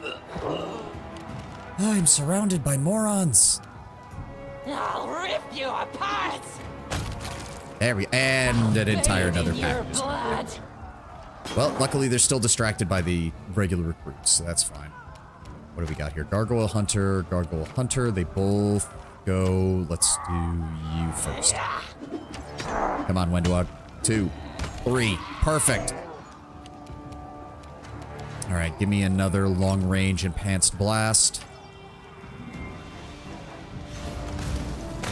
And he's down. God, I love that. There's nothing quite like just vaporizing an enemy with a single firebolt. I have lost a third of my health to temporary damage, though. Wendowog, finish this man off. No match for me. Are we going to get a third group dropping down on us? No. Good. I guess I'll take your shit. Thanks. I don't even remember where... Because you can find some of your companions here. There we go, Camellia. There she is. Camelia's hiding behind one of the carts. Keeping to the shadows, she watches the chaos around her with a squeamish apprehension. The butchered corpse of a crusader lies at her feet. Commander, is that you? Finally, you need to get your men under control. They'll be massacred like sheep at a slaughterhouse. Are you doing all right, Camellia? I am, but our army is a sadder spectacle than usual. What happened to this one? Same thing that will happen to the rest of your troops if you don't hurry. All right, let's move. We need to retake the camp. Let's go. If these monsters thought we'd be easy pickings, they're in for disappointment. All right, you can take point now, Camellia, because you actually have a decent AC. Here we go. Anything else? I don't know. I know some stuff like spawns in for this map, but I don't remember what. And yeah, literally guys are getting dragged off. We can rest after this fight. You gonna fall over there, buddy? Or are you just gonna... Man is moonwalking in place. Okay. Go for the... How much health does that half-fiend gargoyle? 83, so we probably can't take him out in one hit. Yeah, just to target that one. I'll rip you apart. 2. And the cleaving shot. Good. Nice. Give me +2 to dexterity, +2 to constitution. That'll slightly increase my damage. Then we'll just go with a regular shot on you, empowered. Good damage. Good damage. Camellia, I need you to just move up and... You might be able to kill that one. Wide open. Thank you. Good. And hold person. Will save succeed. Fuck you. Wendowog, They'll throw axes beg at this me man's to face. stop. Thank you. Can't make the demons wait. Another dead crusader. Well, thank you for the healing potions, guys. Nice to know our army has healing potions for everybody. Kind of hilarious in hindsight. We actually are decently provisioned. I don't remember where you're supposed to go to find some of your other party members. Like, some of them are here, some of them have already gone. I don't remember how it goes exactly. Let's see what we can do. I also have no idea where Ulbrig's going to be because, again, he wasn't in the game the last time I played it. Ah, Nura. Nura's panicking. She's running up and down, looking around frantically, and she casts about and noticing you, then dashes right towards you. Commander! Commander! What's going on? Please save me! Why do you have a vial of alchemist fire? What? Where? Nura looks at the vial on her belt as if she's seeing it for the first time. Ah! Gargoyles! Ripping the vial from her belt, Nura throws it at the approaching monsters. And misses entirely. Can't help but notice that. Save the last one for me. Alright, Windowog. How much health does the Gargoyle Hunter have? 42? Oh yeah, kill him first. No match for me. And you rolled 2 natural ones out of 4 attacks. That's real impressive there, Wendowog. And of course they get to go first. Fuck you. Alright, well. Give me standard fire blast on the Gargoyle Hunter. Good damage, 33. Melia, it'll be fine, just hold out. Windowog, target that one. I'll rip you apart. There we go. Kill is And finish him off. Perfect. Melia stabs him in the throat. Here we go. And then Nura dips on us. Of course she did. That's Nevia's. That's Nura's tent. That's another tent. I can handle it. Little body over here. Again, I don't remember. What is that? Irabeth. Okay, so Irabeth is here. I don't remember what else is around here. I also don't think we can. No, we can't get through here. So that's barricaded off. This is barricaded off. We have to go over where the infirmary tent is now.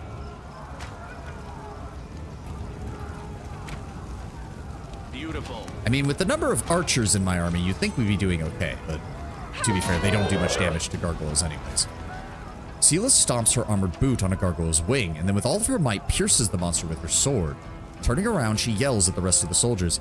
Did you shit your pants over there? Come on, don't chicken out on us now. This is how we deal with them. Hold your positions. Steel yourselves. Are you crusaders or cowards? The commander's here. Well, then we can fight. Let's stand up to these beasts. For the commander, for the queen, and for Mendev. Sela, are you doing all right? I'm fine, but most of our men are panicking. Going down easily, not even putting up a fight.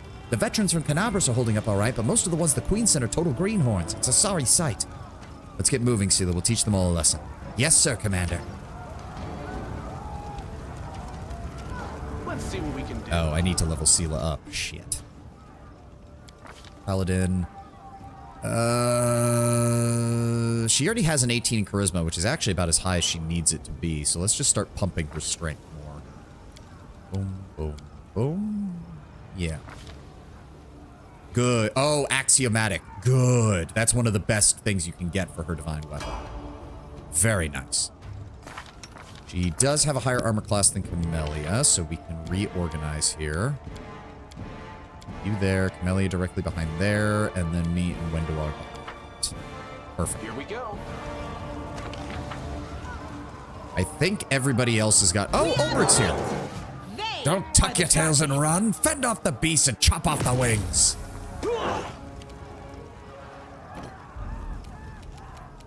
Give me a long-range blast. Let's try to hit this guy right away. Good. 39 damage. Thank you, Ulbrich. Taking care of him right away. What have we got? Oh, that's a cleric. And he did manage... Oh, that recruit's dead. Yep, he's fucked. All right, Windowog, move up. Start... Halfling, Gargoyle Hunter, Gargoyle Hunter, Gargoyle... Okay, start damaging the cleric. Good start. So in the tabletop, the Lost Chapel is a much shorter encounter, and it even happens before the Vescivores. Normally, there are only 3 gargoyles, and they sneak into camp at night and snatch 3 NPCs at the DM's discretion. Oh, so it's much more of a targeted strike rather than a all-out offensive. Go for their hearts. Thank you, Camellia. Yeah, these guys are not going to have... Yeah, he actually survived. Color me shocked. Sela, go after this one. Guide my blade. What the fuck? You didn't even get an attack of opportunity. Piece of shit. Alright. Give me... You're in range. Let's go for the Gargoyle Hunter. There we go. Down he goes. Ow. Bone Shaker. Ulbrig. Luckily, you do good damage, so I don't have to worry too much. When do go for that one? Yes. No match for me. There we go. And that dealt the cleave damage to all of them. Perfect. Yeah, go after that. Oh, nice, Camellia. You critted that one. And they're down. Can we save at least one of these bastards, please? No glory. We're already losing so many men. Alright, give me another 5 foot. No, another 5 foot step. That way I don't have to use my extended range. Let's hit the cleric. Yeah, now I'm making good spell resistance throws. Thank you, game. You should get more than 2 attacks by this point, but alright, whatever. Winter Walk, 5 foot step. I'll rip you apart. There we go. Perfect. In our case, they took Aravashniel, Nura, and a random mongrel. The DM claimed that the saboteur not striking that night was a hint as to who it was, but we were all distracted and honestly biased to notice something like that. I'll be damned! Don't we have enough Oglyns running all over the land? Now we got them pouring out of the skies as well. You doing all right, Ulbrig? I'm right as rain. Why wouldn't I be? Don't envy the rest of our warriors one bit. The beasts are hunting them down like hawks chasing mice. Nobody tried to carry you off? Oh, they tried once. Ha! Fair cracked me up. It was so funny they won't be trying that again. Yeah, considering he can fly in his griffin form, I don't think that was very effective. All right, join up with us. Ulbrig, you can also take up a spot behind the front line. Did the world just forget Oh, me? wait, where did he get bark skin from? Pass that on him. Oh, whatever. Go ahead and transfer to your griffin shape. Thank you. Well, yep, all of our dudes are dead. I have some sketches to show you. Oh, a little late, Lord Brown Bear, but I'll get to him when I get to him. Oh, and no one was able to identify the helmet because... Alright, because we don't have anybody with arcane ability. Irabeth should be down here. Oh, it's an Abasu, right. Breathing heavily, Irabeth leans upon her sword. Blood is trickling through battered armor. And clenching her teeth, she looks hatefully at the monster before her. It bares its teeth in a mocking grin. I won't give up. In the name of Iomade, I will not give up. Irabeth, we're here. Hold on. Oh, no, you won't. Surging forward, the demon knocks Irabeth off of her feet with a sharp blow to the face, then leans over her limp body and sniffs. Young and healthy and strong, this one will be tasty. A fine ghoul it will make. The monster's fiery eyes consider the people surrounding him and finally fall upon you. For a moment, you feel a strange connection to the demon, as if there is no one here but the two of you. Bafflement, almost fear, crosses the monster's face, but then the grin grows even wider. Oh, there. What's the one she was talking about? Ah, you are supposed to be my equal? You're just the same as the toys. Weak, fragile, tasty. Let her go or I'll burn your wings off. You're threatening me, mortal? I am the stuff of living nightmares. Roll on the ground and shudder. Come on, shudder, shudder. That's Nilkineth. He's tabletop. He's a half Nabasu Inquisitor with the gargoyle minions. He spends his time helping feed Nabasu growth points so they can evolve. Yeah, that would do it.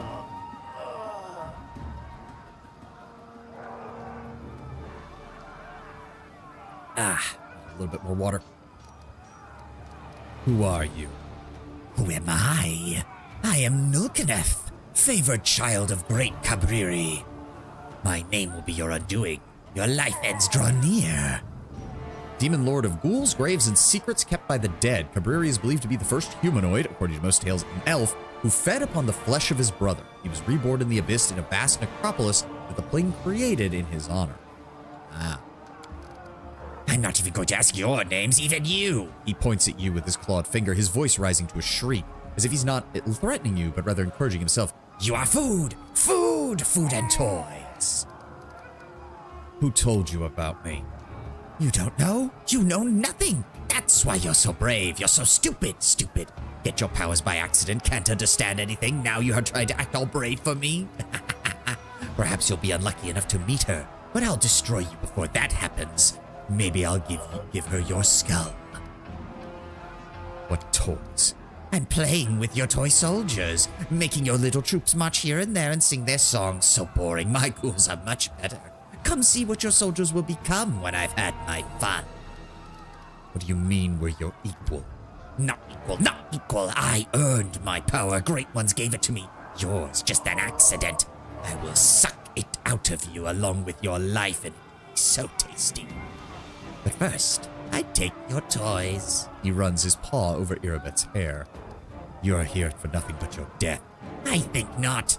Fortress in mountain where mortals once prayed to their little gods. Lost Chapel is my nest now.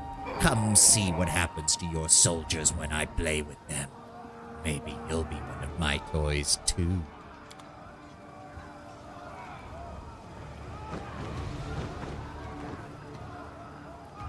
I mean, they did just have him with 3 gargoyles, so in a way, he does have his 3 gargoyle minions. They're just for 3 specific gargoyles rather than the small army that he's also leading. Anevia shoots an arrow at the monster as it flies away. They both vanish into the black of night. She looks at you, terror and resolution roaring in her eyes. Convene an urgent council. She says, before you can answer, she runs off towards the camp headquarters. Can't make the demons wait. And the rest of our team is all captured. Okay, so there's nothing else here. They've cleared the central path. Yeah, there's nothing else. We can go ahead and head into camp, get ready to start marching on the Lost, Lost Chapel. Well, sir. What do I pay you guys for? I mean, to be fair, again, like, against mundane weapons, gargoyles are probably one of the most annoying enemies that a normal army could fight, because the gargoyles can go toe-to-toe with your regular infantry in melee, while also being nearly completely immune to any ranged weapon that isn't magical in nature. Well, isn't that something? The old soldier scratches his chin nervously. So they come from the sky, damn things. They grab you up and take you back into it. What do we do now, sir? Oh, we fight something like that? I just need to see what you have. We picked up a bunch of bullshit that I do not need in my inventory right now, so. And the lesser phylactery, a positive channel. Has the ability to channel positive energy, increases the amount of damage the ability does to undead creatures, or heals to the living by 1d6. Don't I already have a better version of that on Darren? Alright, whatever. There we go, just give me those. Cold iron is way cheaper than a +1 weapon. Yep. Let's see what we can do.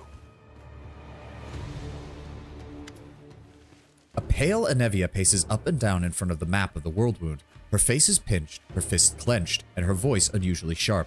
The hell kind of fortress is this scum talking about, and where is it? Nura taps her finger on the map. Here, the Lost Chapel. Our scouts reported there was trouble brewing there, but this... Who did the monsters carry off? Irabeth, about 24 soldiers, recruits, veterans. They got most of our friends. Everyone you see here is all that's left of the commander's squad. One of your companions, a tiefling, Woljif, I think. I saw him running from the camp, but there were no monsters chasing him. I don't want to badmouth anyone, but he disappeared of his own free will. Sorry. They took that female knight from the small order who joined us after the crusade began, too. She always steered clear of me, and I don't know why. What was that monster that took Irabeth? I'm not sure, but judging by your description, it sounds like a Nabasu. They're demons, sort of like giant bats that can suck the life out of people and turn them into ghouls. Our scouts reported that ghouls were wandering around near the chapel. I guess now we know where they came from. Oh, and one more thing. The name he gave, Kabriri, that's a demon lord, patron of all ghouls. They say he was the first mortal to eat the flesh of his own kind. After that atrocity, he died in agony and was reborn in the abyss, becoming the first ghoul. We can only hope it means that Kabriri was the patron of the demon who came to us. But it might mean that other demon lords have joined the Demonic Alliance and are sending troops. The tabletop does mention that the saboteur knows Nolkanneth in the chapel, but I guess Nolkanneth didn't know about her. Yeah, I mean, I could easily see that, knowing what we know. Horgus, you alright? I didn't see you out there. Don't tell me you suspect me of worshipping demons. I am with the Crusades, and I will swear upon any deity or symbol you wish. On a whole stack of them. Some people who do everything for them, they still pillory you. Shut your trap, Horgus. No one accuse you of anything. You've been asked a question, just answer it. Nevia's voice is soft, but the expression on her face makes the blood drain from Horgus's face, and he sighs. No one saw me, neither friend nor foe. I drank an invisibility potion from my personal stash and hid under a cart. What was I supposed to do? I am neither a fighter nor a wizard. Had I stand in plain sight, I'd be on the missing list right this moment. I just wanted to know, Horgus. Thank you for answering. We need to depart immediately for the chapel and safe where we can. The demons won't feast for long. This piece is too tough for them. Uphill again through mud and no road. Well, I do hope the demons will be entertaining enough to make up for the inconvenience. All right, is everyone ready? Commander, we do not have much time. Every moment we stand around here, our friends are going to be eaten alive. I'll scout ahead and try to reconnoiter the area. Do not sit around here. Come after me quickly. We'll meet at the foot of the mountain. All right, we need to just get going.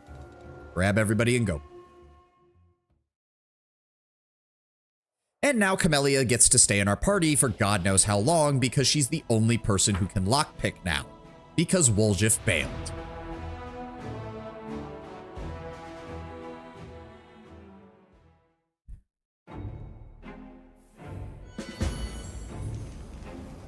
Here we go. And there's Nenia.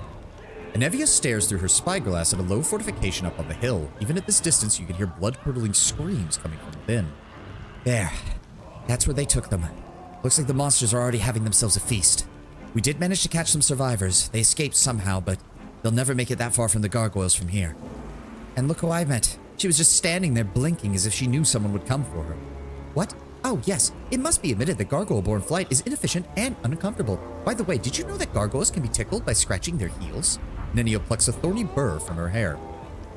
I'll stay here with the rest of them. Send me anyone who survives that you can from the mountain. I'll care for the wounded and get them to safety.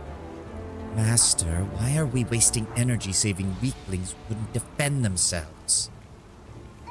Do I need to know anything about the romance path here? Hold on.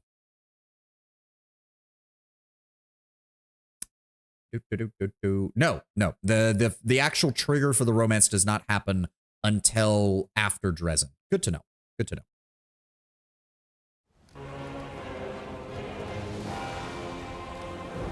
The funny thing is, the evil answer still works. Oh, but we are going Azada when we get to Dresden, so... That's not a bad one. And I like that it addresses her. Why not, Wenduog? Or are you telling me that you're going to turn down a chance for a good fight? I didn't. Wenduog seethes and grips her weapons. I'll rip the wings off of them. I'll tear out their fangs and cut out their guts. Good to hear. You know I like it when you've got your blood a little up. I like the chaotic option myself. Yeah, no, that works perfectly. And it still works with Wenduog. That's the thing. It still works with her. Are you holding up, Anevia? I'm doing better. Better than the people here. And in there. What did you manage to see on the hill? Just what Nura said. Gargoyles, ghouls, fresh ones. It hasn't been long since they turned. They didn't die pretty. It looks like the demons stormed the chapel at some point. So we don't have to worry about getting inside. There's a huge hole in the wall where the gate used to be. Hey, Kohai, welcome. Welcome, welcome. Sorry to say, you showed up towards the end of the stream again. We've only got about 30 minutes left. My bad. At least that's one piece of good news. Did you see that winged demon? I didn't see him fly away. I sincerely hope that the wretch isn't thinking of leaving, especially when he personally invited us to this occasion. It would be the height of rudeness for a host. Do we have any extra healing wands? I could share some wands that I took for the wounded, but then we might not have enough to heal all of our soldiers. Keep them then. We'll see if we can find Darren. I hope we manage to save at least some. History of my life. Yeah, I'm sorry. As I said, I upload all the VODs to my YouTube, and Twitch does the usual thing where it keeps VODs for 30 days, so if you want to catch what you missed from the gameplay, feel free to watch that, but yeah, sorry. That's just the nature of the beast. This is pretty much the only time I can really stream, so... well, we have nobody to change. We're going to head up to there. I'm going to watch over you. Please save everyone you can. Desmond, go. Yep, that's terrific. I can handle it. Check your YouTube channel. The Darkest Dungeon clip killed me. Yeah, that's, say what you will about how salty I got at that game, but that was a really good moment because I had no idea what the fuck was happening. Demons wait. I had no idea what the fuck was happening in that moment. Oh, wait, there is something down here. What was that? Oh, there it is. Oh, there's some alchemical ingredients. Fine. Beautiful. All right, let's start going because the sooner we find our party members, the better. Oh, for fuck's sake. First served. Fuck you guys. There's what, 4 of them? Why do I only count 3? Whatever. The spirits demand your blood. Shank? Oh, of course, and they're focusing me. Of course they're focusing me. Why wouldn't they? Nenio, I have not even looked at your spells. I'm not going to be keeping you in the party for very long, though, so... Phantasmal Killer? Yes. Wow. That... Will saving throw... Oh, yeah, her DC is actually high. Okay, he just died. Wait, she gets to... Why did she was able to cast that as a... Wait. Holy shit, Nenio. Holy fuck. Phantasmal Killer does some serious work if the enemy fails their fucking save. She has the Quicken Rod?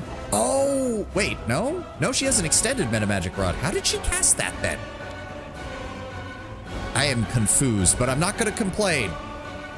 Imagine swooping in and immediately dying from shock. Pretty much. Holy crap. That was honestly kind of shocking there. All right. Go ahead and turn on Fire Blast Kinetic Strike, and let's go ahead and hit him in melee. I got this. There we go. Perfect. Oh, that's glorious. We just turned around and ignited fire from our hand and burnt that man to a crisp with it. Oh, he has concealment. That's it. Still, we got him. Holy shit, Nenio. I did not realize you were going to... No, all she has is invisibility field. How did she cast 2 spells right out from the get-go? I have no idea. I have no idea. Let's just get you to 22 intelligence then. There's no reason not to. Oh, and now okay, now Nenio is covering all of our knowledge and lore checks. No problem. Holy shit. Rainbow pattern is illusion, so we definitely want that. No, we don't want those. Reduce person mass, ice storm, obsidian flow, dragon breath, dimensional body, confusion. Deals 1d8 points of damage plus strength minus 2 self with item in hand. Attacks nearest creature. Dimension door has saved my party many a time. You know that you're not wrong. That's not a bad idea. What is shadow conjuration though? Oh, right. That allows her to basically copy a spell, but it has a chance for the enemy to see through the illusion. Okay, so we'll grab that eventually. But yes, for right now, Dimension Door and Rainbow Pattern sound like a good idea. Can manage to fascinate a maximum of 24 hit dice of creatures. An affected creature that fails its save is fascinated by the pattern and becomes dazed. Yep. And she gets invisibility field. At 8th level, you can make yourself invisible as a swift action for a number of rounds per day equal to your wizard level. These rounds do not need to be consecutive, otherwise functions as invisible. Perfect. Let's see what we can do. You can teleport the whole party. Yeah. I need to, because like, I love Regil as a character. We're going to be romancing Wenduog, and I want Ulbrig because I've never seen his content. So that's 3 character slots pretty much taken up in the party at all times. Then you have me, that leaves 2. One of those people has to be mobility focused, which is going to be Camellia for a while because she's the only fucking one who can. And that just leaves 1 slot, which is usually Darren because I also need a healer. Speaking of healers. Is that you, little girl? The old soldier coughs, then shudders, but makes no effort to rise from the blood-soaked ground. A sharpened wooden stake is protruding from his stomach. Just say something kind to me. Just one last. And here is our blessed little beggar. I was beginning to think I'd never set eyes on that grubby little face again, but it seems that fate truly does watch over the mad.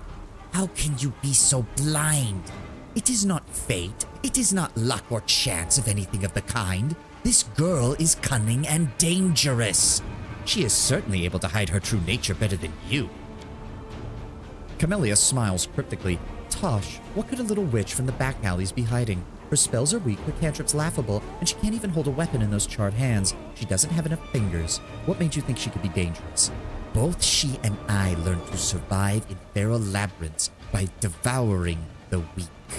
I was in the caves, she was on the streets. I do not know what she has been through. Her strength is a mystery, but it is strength that she possesses. Make no doubt about that.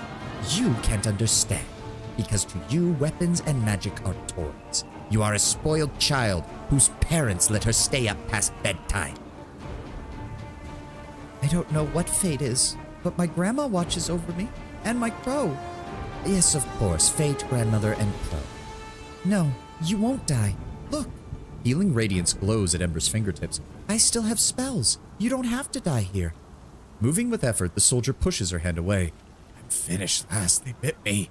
The pestilence is in the wound. I can feel it. I'll be like them. Just run before it's too late. I think the odd fellow is correct, Ember. You or I could heal an ordinary wound, but we stand little chance against a ghoul bite. Come along, Ember. The longer we stand around in the open like this, the more likely we are to end up back in the gargoyle's clutches. Darren looks disheveled and slightly disorientated, and his shoulders tremble with excess tension. No, no, please don't give up. I can carry you. You can't die. You said your granddaughter's waiting for you at home. The crow on Ember's shoulder croaked sadly as if confirming her words. Oh, my granddaughter. You remind me of her. Boisterous little thing. But I know you can't lift me. It can't be helped. Death comes for us all, little girl, and I've made my peace with it. As you should too.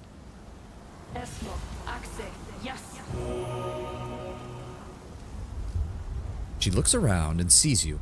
There, it's the commander. He can definitely help you. Ember swiftly pulls the stake from the soldier's body and heals the wound with a spell. Ember, how did you get out of there? They wanted to make me stop moving like the others, but they couldn't. It just didn't work on me. Their claws froze everyone like statues, but I ran away. Darren, how did you get away? What? Oh, well, there's a well further up. Serves as the entrance to a small cave where the gargoyles stash all their treasure. They obviously took me for the same. Oh, the flattery. They obviously thought I wouldn't be able to get out on my own, so they left me there. But I did get out, though I paid dearly for it. I have scratches and dirt all over me. Darren briefly falters, then adds with affected nonchalance, and when I say treasure, I don't mean anything truly valuable. There's nothing down there worth your attention. Did you see the inside of the chapel? It's very scary in there. Everyone in there's getting killed and turned into ghouls. And they're always screaming, and the winged demon is always laughing. Warrior, if you're alive and you can walk, get to the foot of the hill. Anevia has healing supplies. See? I told you. You don't have to die. Not here, and not today. What should I do? I can help you fight the monsters. Or maybe I can go down and help Anevia? I have the same question. You know, I must have heard at least 1,000 stories about the horrors of war, the demons, the nightmares of the war wound. I was raised on them, surrounded by them. I've even lived through some of them. But I'll admit, none of it prepared me for what I saw here. I can't imagine how much wine it's going to take to banish this memory from the moment when I found myself surrounded by monsters. And that is why I very much want to go with you and see the monsters quake in fear. It's only fair. Ember, head down the hill, help Anevia with the wounded. Darren, you're with me. Okay. Let me see. Well, we kind of need Camellia for trickery. I don't want to leave Wendewog. I don't want to leave Ulbrig. Thanks, Nenio. You two-shotted. You took out a pair of gargoyles single-handedly. I'd say that's pretty fucking good. Thank you for being in the party. I'll need to bring you along at some other point once I figure out how to use you properly. Sela, you stay in the front. Ulbrig, take up your position in the middle.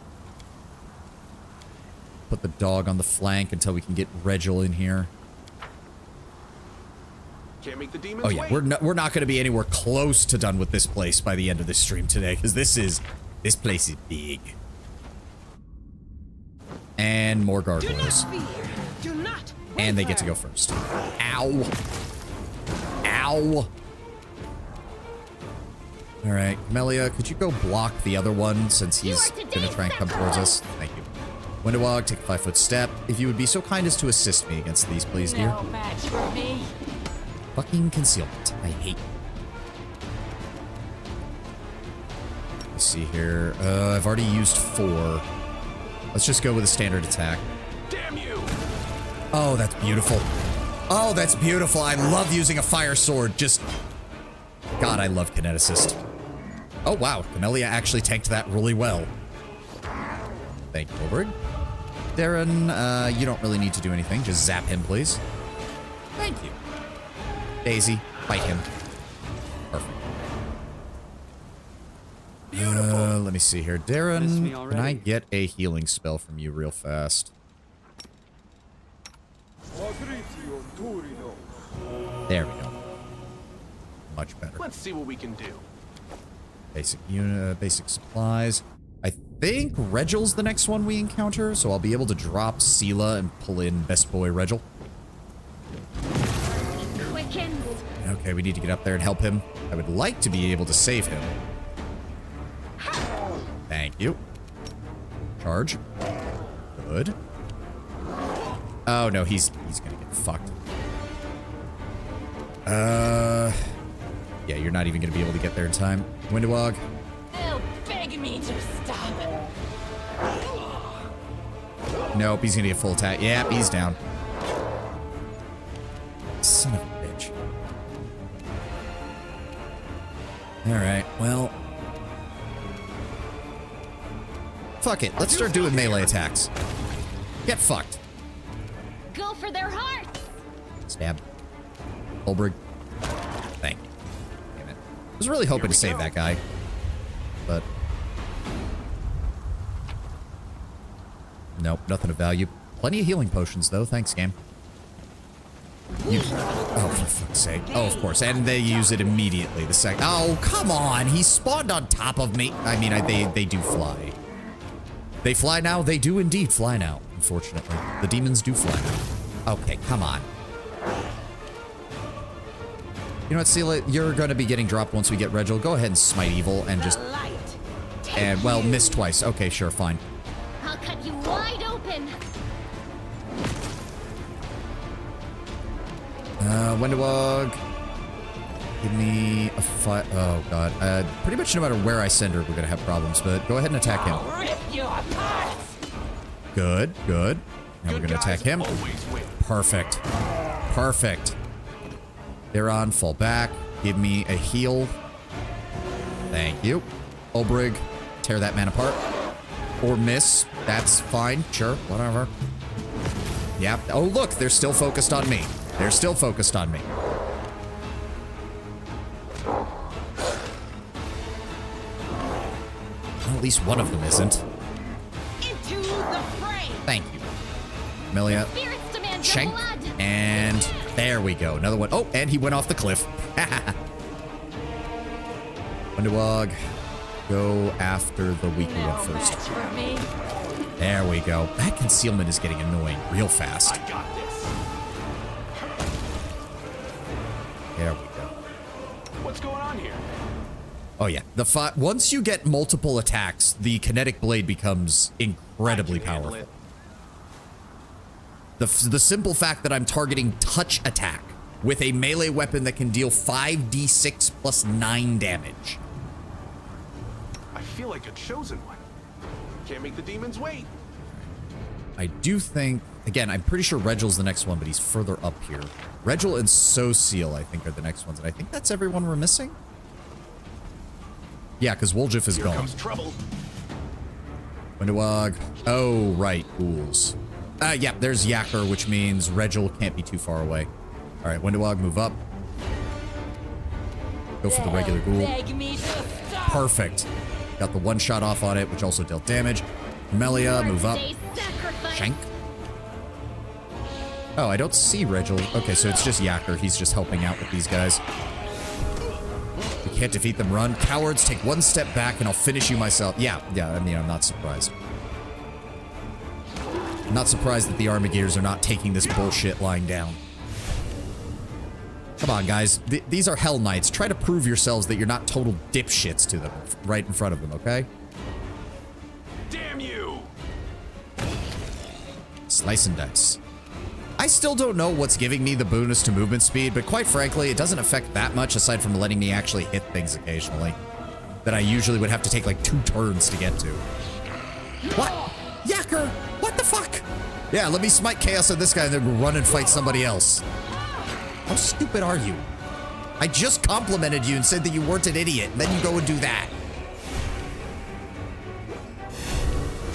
There we go, guys. There we go. I'll rip you apart. Perfect. Melee up. Go for their hearts. Bang. Wow, we actually... So, we couldn't save the one dude, but this group actually got through perfectly fine. As long as nobody is an idiot. There we go. Yep, everybody just hanging up on this one ghoul. Okay, Darren, there's no point to you even being here. Are you still here? There we go. Yakker salutes with his mace covered in demon blood, or ghoul blood, I guess. This time, those winged beasts won't defeat us. We escaped, and we're ready to chop them to bits. Ready? Speak for yourself. Gods, why did I ever join this crusade? I could have just stayed home and picked mushrooms and milked my goat. Yakker, is Regil still alive? Yes, sir. He's here somewhere. He managed to keep a few of the recruits escape, helped a few of the recruits escape, and he's already made a decent fighting squad out of them. How did you escape? Heh, they didn't get a chance to take us prisoner. It's too dangerous to fight a gargoyle while it's carrying you midair. But once it goes to land, it becomes vulnerable. We managed to escape their claws over the slope and took the weapons from the fallen. Lo and behold, Regil Dureng's fighters are back and ready to serve, sir. Are there any prisoners still left up there? Several. We retreated to regroup, hoping for reinforcements. Thank you for proving us right. I see not everyone here boasts the fighting spirit of the Hell Knights. Yacker looks with disdain at the recruits sent by the Queen. Many of them are yellow-beaked snot-noses. They've never seen a real fight. If it wasn't for us, they'd scatter and the gargoyles would pick them off one by one. No offense, sir, but Hell Knights execute such cowards on the spot to serve as an example for the rest.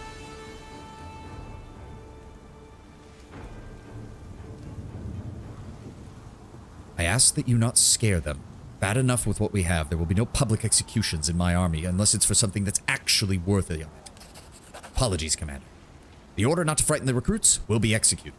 Jaeger answers in a brisk tone, coming to full attention. Nonetheless, you did a good job. Take your forces and return to the foot of the hill. Find a Nevi and await my return and help them secure the position. Affirmative, sir.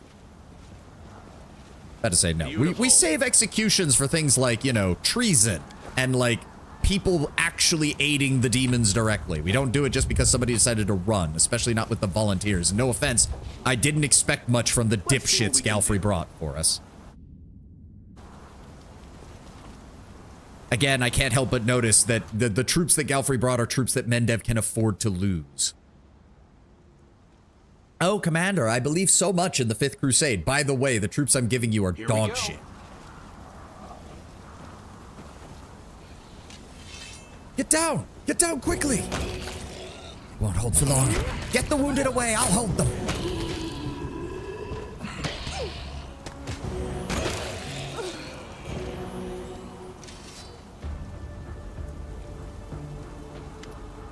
Sociel leans over the body of a woman clad in Hell Knight black armor. Although she is obviously dead, he whispers a prayer and tries to cast a healing spell to no avail. His face twists in pain and he shakes his head, refusing to believe what's happened. Wake up! Please wake up! Did you know her? No, not her. We were brought here together by the gargoyles. I admit even I was caught off guard when they grabbed me and dragged me off. The recruits were terrified. She did well though. As soon as the monsters were about to land, she twisted out of the claws and helped us all escape. Sociel takes a heavy metal shield from the dead woman's hands and considers the intricate decoration. But the shield... I had prayed my eyes deceived me in the darkness, but now there's no doubt. Savan, this is my brother's shield. It was a relic in our church for centuries. We used to gaze upon it as children, imagining the adventures of its previous owners. When Trevor went on crusade, he took the shield with him. Biting his lip, he looks at the dead woman's blood-spattered face. Who are you? Where did you get this from? In the name of Shellen, why couldn't I have talked to you while you were still alive? Her squad mates or her commander might be able to tell us something. Yes, they must know something. When we're finished with this cursed chapel, please, ask the Hell Knight commander about this woman. It's unlikely he'll talk freely with me, but for now, whoever you were, thank you. He reaches down and gently closes the eyes of the dead woman, taking hold of the shield by its leather straps. 2 arms. This was my shield for decades. They mass-produced them in the other town over. No, I mean, as he said, it was a relic, and knowing the Shellenites, they're very good at making things so intricate that they can't be easily replicated. Sociel, we need your healing skill. I have Darren for the party. I need you down at the bottom of the hill to assist the rest of our troops. Head down there. Very well. There will be many that need healing. Exactly. Get down. I can handle it. Go creeper, go. Interesting that... I mean, she's not in Hell Knight black armor. She's in traditional half-plate because she's an armor gear, not a full Hell Knight. But alright. Can't make the demons wait. Okay. Fortunately, we only have about 10 minutes. So I don't know how much further we can get. Help! Someone help! A wounded warrior lying among the mutilated, lifeless bodies cries out for help. It's hard for her to shout. Oh, it's a her. Help! Somebody help! Sorry. My range on female voices is already bad enough. Her cheek is torn and her teeth are showing through the wound. After noticing you, she doesn't stop screaming but nods her head subtly at the bodies next to her. An ambush. Stay down. Stay. Wenduog murmurs under her breath as she unsheathes her weapon. You won't be getting up again. Prepare to attack the ghouls that are preparing corpses. Ghoul creeper, ghoul creeper, ghoul creeper. Okay, hold on. I'm here all week. I think I can do something I am with this. yours to command. Daron, move up. Pleasantries. Sela, help where I move can. up. Here we go again. Give me full... So, hold on. Quick save. Give me full empowered, full strength. Turn off empowered. Yes, turn off empowered. Selective This should work because she's marked as green. Selective blue flame eruption. 1 and a 2 and a 3. Oh. Fuck you, game. That should have worked. That's bullshit.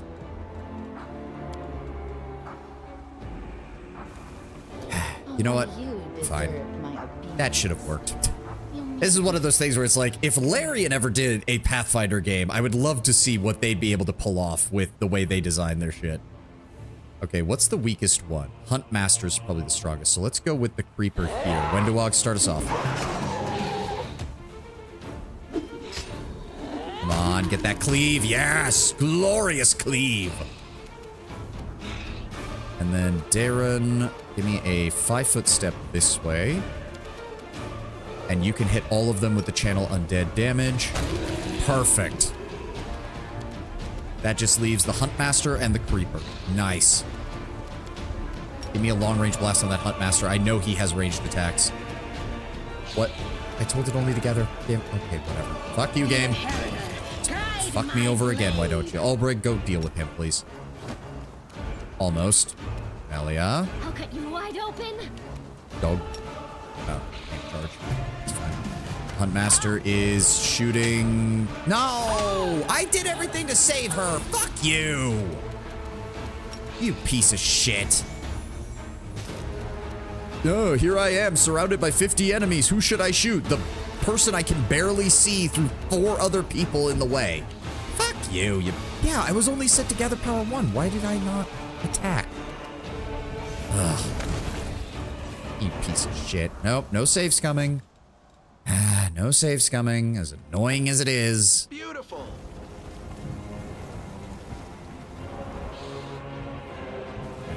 Come on, where the hell is Reginald? Let's have some fun. There he is. There's our boy. Do I move up? These are all cool creepers. Beg me to stop. And you immediately roll a nat 1, which means this guy's dead because they get sneak attacks. I hate sneak attacks. I really do. Well, this guy's also going to die. That's great. Sela, move up. No glory without risk. Why did you move and not attack? Why did you move and not attack? Why? You literally marched up to 3 of the enemies and then didn't swing, you dumbass! I fucking hate these things sometimes. I really do. Selective. Okay, I swear to God, if this damages my ally, I'm gonna be pissed. Selective is on here, so don't do it.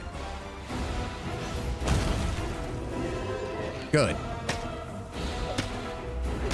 Thank you, Reggie. Now, oh, we can't get to any of these. Where's the weakened one? There he is. Down he goes. Well, at least, see, it's funny because now that they don't get sneak attack, they're so much easier to deal with. No match for me. Where's the concealment coming from? He's a stalker. How does he have concealment? No, seriously, how the hell does he have concealment? Uncanny dodge, fast stealth, dual fever. How the fuck does he have concealment? That don't make no sense. That don't make no sense at all. You are today's sacrifice. Whatever. Oh, of course he gets to go again. Thank you. Alright, well, we saved half of his men. Stop whining, raise your weapons, and ready your defense. You, wounded, hold the torches up. Queen sent us soldiers, you look more like a sewing circle. Commander, as he sees you, Regil throws his fist in the air. Despite some claw wounds, he's chipper and full of fighting spirit. Ready to report on the situation. We have organized his escape. There are no fewer than 36 gargoyles and ghouls within the fortress. We lack sufficient forces for a frontal confrontation, and so our forces withdrew. Oh, the Hell Knight's stooping to help its allies. Never thought I'd see that in your face, Regil. I will always preserve the lives of allied forces. If you thought in terms of efficiency and achieving goals, as every fighter in this war against the demons should, you would be far less surprised by my actions. How did you manage to get away? Gargoyles are used to dealing with weak and poorly trained fighters, civilians near enough. During our first battle with them, we were not at our best, I'll admit, but while they grew confident in their victory, we studied their habits. They become vulnerable when they move to land. It is a simple matter then to free yourself from the claws. The rest, a question of skill. It seems these gargoyles just won't leave your unit alone. I don't think it's about my unit, Commander. The gargoyles seem to know precisely in which tents to find their targets. And another thing, the fire at the camp. Gargoyles do not have nor use incendiary weapons. Those flames guided them to us. I don't know what Commander Tirabane and her celebrated Eagle Watch are getting paid for, but it is clear as day there is an enemy spy in the camp. Have you seen what's going on at the chapel? It is a slaughterhouse. Even I almost threw up. The demon, you see, just killing and eating his victims isn't enough. He's inventive. Regil exhales the last word with disgust. This could promise nothing good. Send your remaining troops to the foot of the hill with the survivors. Consider it done. Am I to retreat to the base camp or come with you? You're with me. Affirmative. Sela, fall back. Regil, you're with me. Let's get this reorganized. When you hear, you hear, you hear. There we go. All right. Grab whatever we can. I'm not sure how many more you can rearrange the portraits? Yeah. You can do that wherever. I usually don't because there's not much point. You can just adjust character formations here, but I do occasionally move them around if I need to try and keep somebody in the same place constantly. Here we go. They really don't trust Hell Knights, duh. Yeah, well, I mean, again, Sela's a very idealistic paladin. It's not surprising that she just despises the Hell Knights. Also, I'm pretty sure those were bodies getting tossed down that I kind of missed right there. I can handle it. Can we get to these guys? It hurts. All right, hold on. Free the Crusader. Fuck you. There we go. Do we know what the Queen thinks of them? She seems to be a bit indifferent. Rusty blades and jagged shards protrude from a pile of broken weapons and armor. Basic gear. Basic gear. Can't make the demons wait. And some more basic gear. Okay. Yeah, look how, like, I know this portion of the map is unexplorable, but there's pretty much all of this still to go. We have got a long way to go in this area. Beautiful. How much experience? Yeah, no, we're not going to be leveled up by the end of this. Honestly, we're doing pretty well to be as far as we are when we got here. But I think... Okay, yeah, that's a combat encounter. Sela and Regil are lawful, but are on opposites. Yeah, we're going to go ahead and save here. We've only got like a minute left in the time, and that's not going to be enough time to get through the combat encounter. Because... And they don't let us save in the middle of combat, so it's kind of useless. But thank you all for being here. Thank you all for joining me. Again, sorry you showed up late, Kohai, but as I said, all the VODs get uploaded to YouTube as quick as I can, and Twitch, of course, keeps them for a 30-day period until then. Thank you for the stream. Thank you for being here, Kohai. We've had a couple of people. We had 90 show up and give us a follow. Everybody else is doing good. I'm glad we're getting a lot of people interested in Wrath of the Righteous. I know it's not entirely your cup of tea, Tenwin, but thank you for also being here for me. Thank you to everybody. It's all good. Yeah. Thank you all for being here. Thank you all for joining me. I'm going to get going. No raid today. I just need to get some stuff done before I head off to go do my work. I will see you on Friday for more Wrath of the Righteous. And again, I will have that holiday schedule figured out within the next few days. I'll make sure to post that on Twitter, and I'll post it again next week before as we get closer to that cutoff point. Right now, it's looking like I'm going to be gone from about the 21st of December, which unfortunately is a Sunday, so we're not going to have a long Sunday stream that week, till the 2nd or 3rd of January.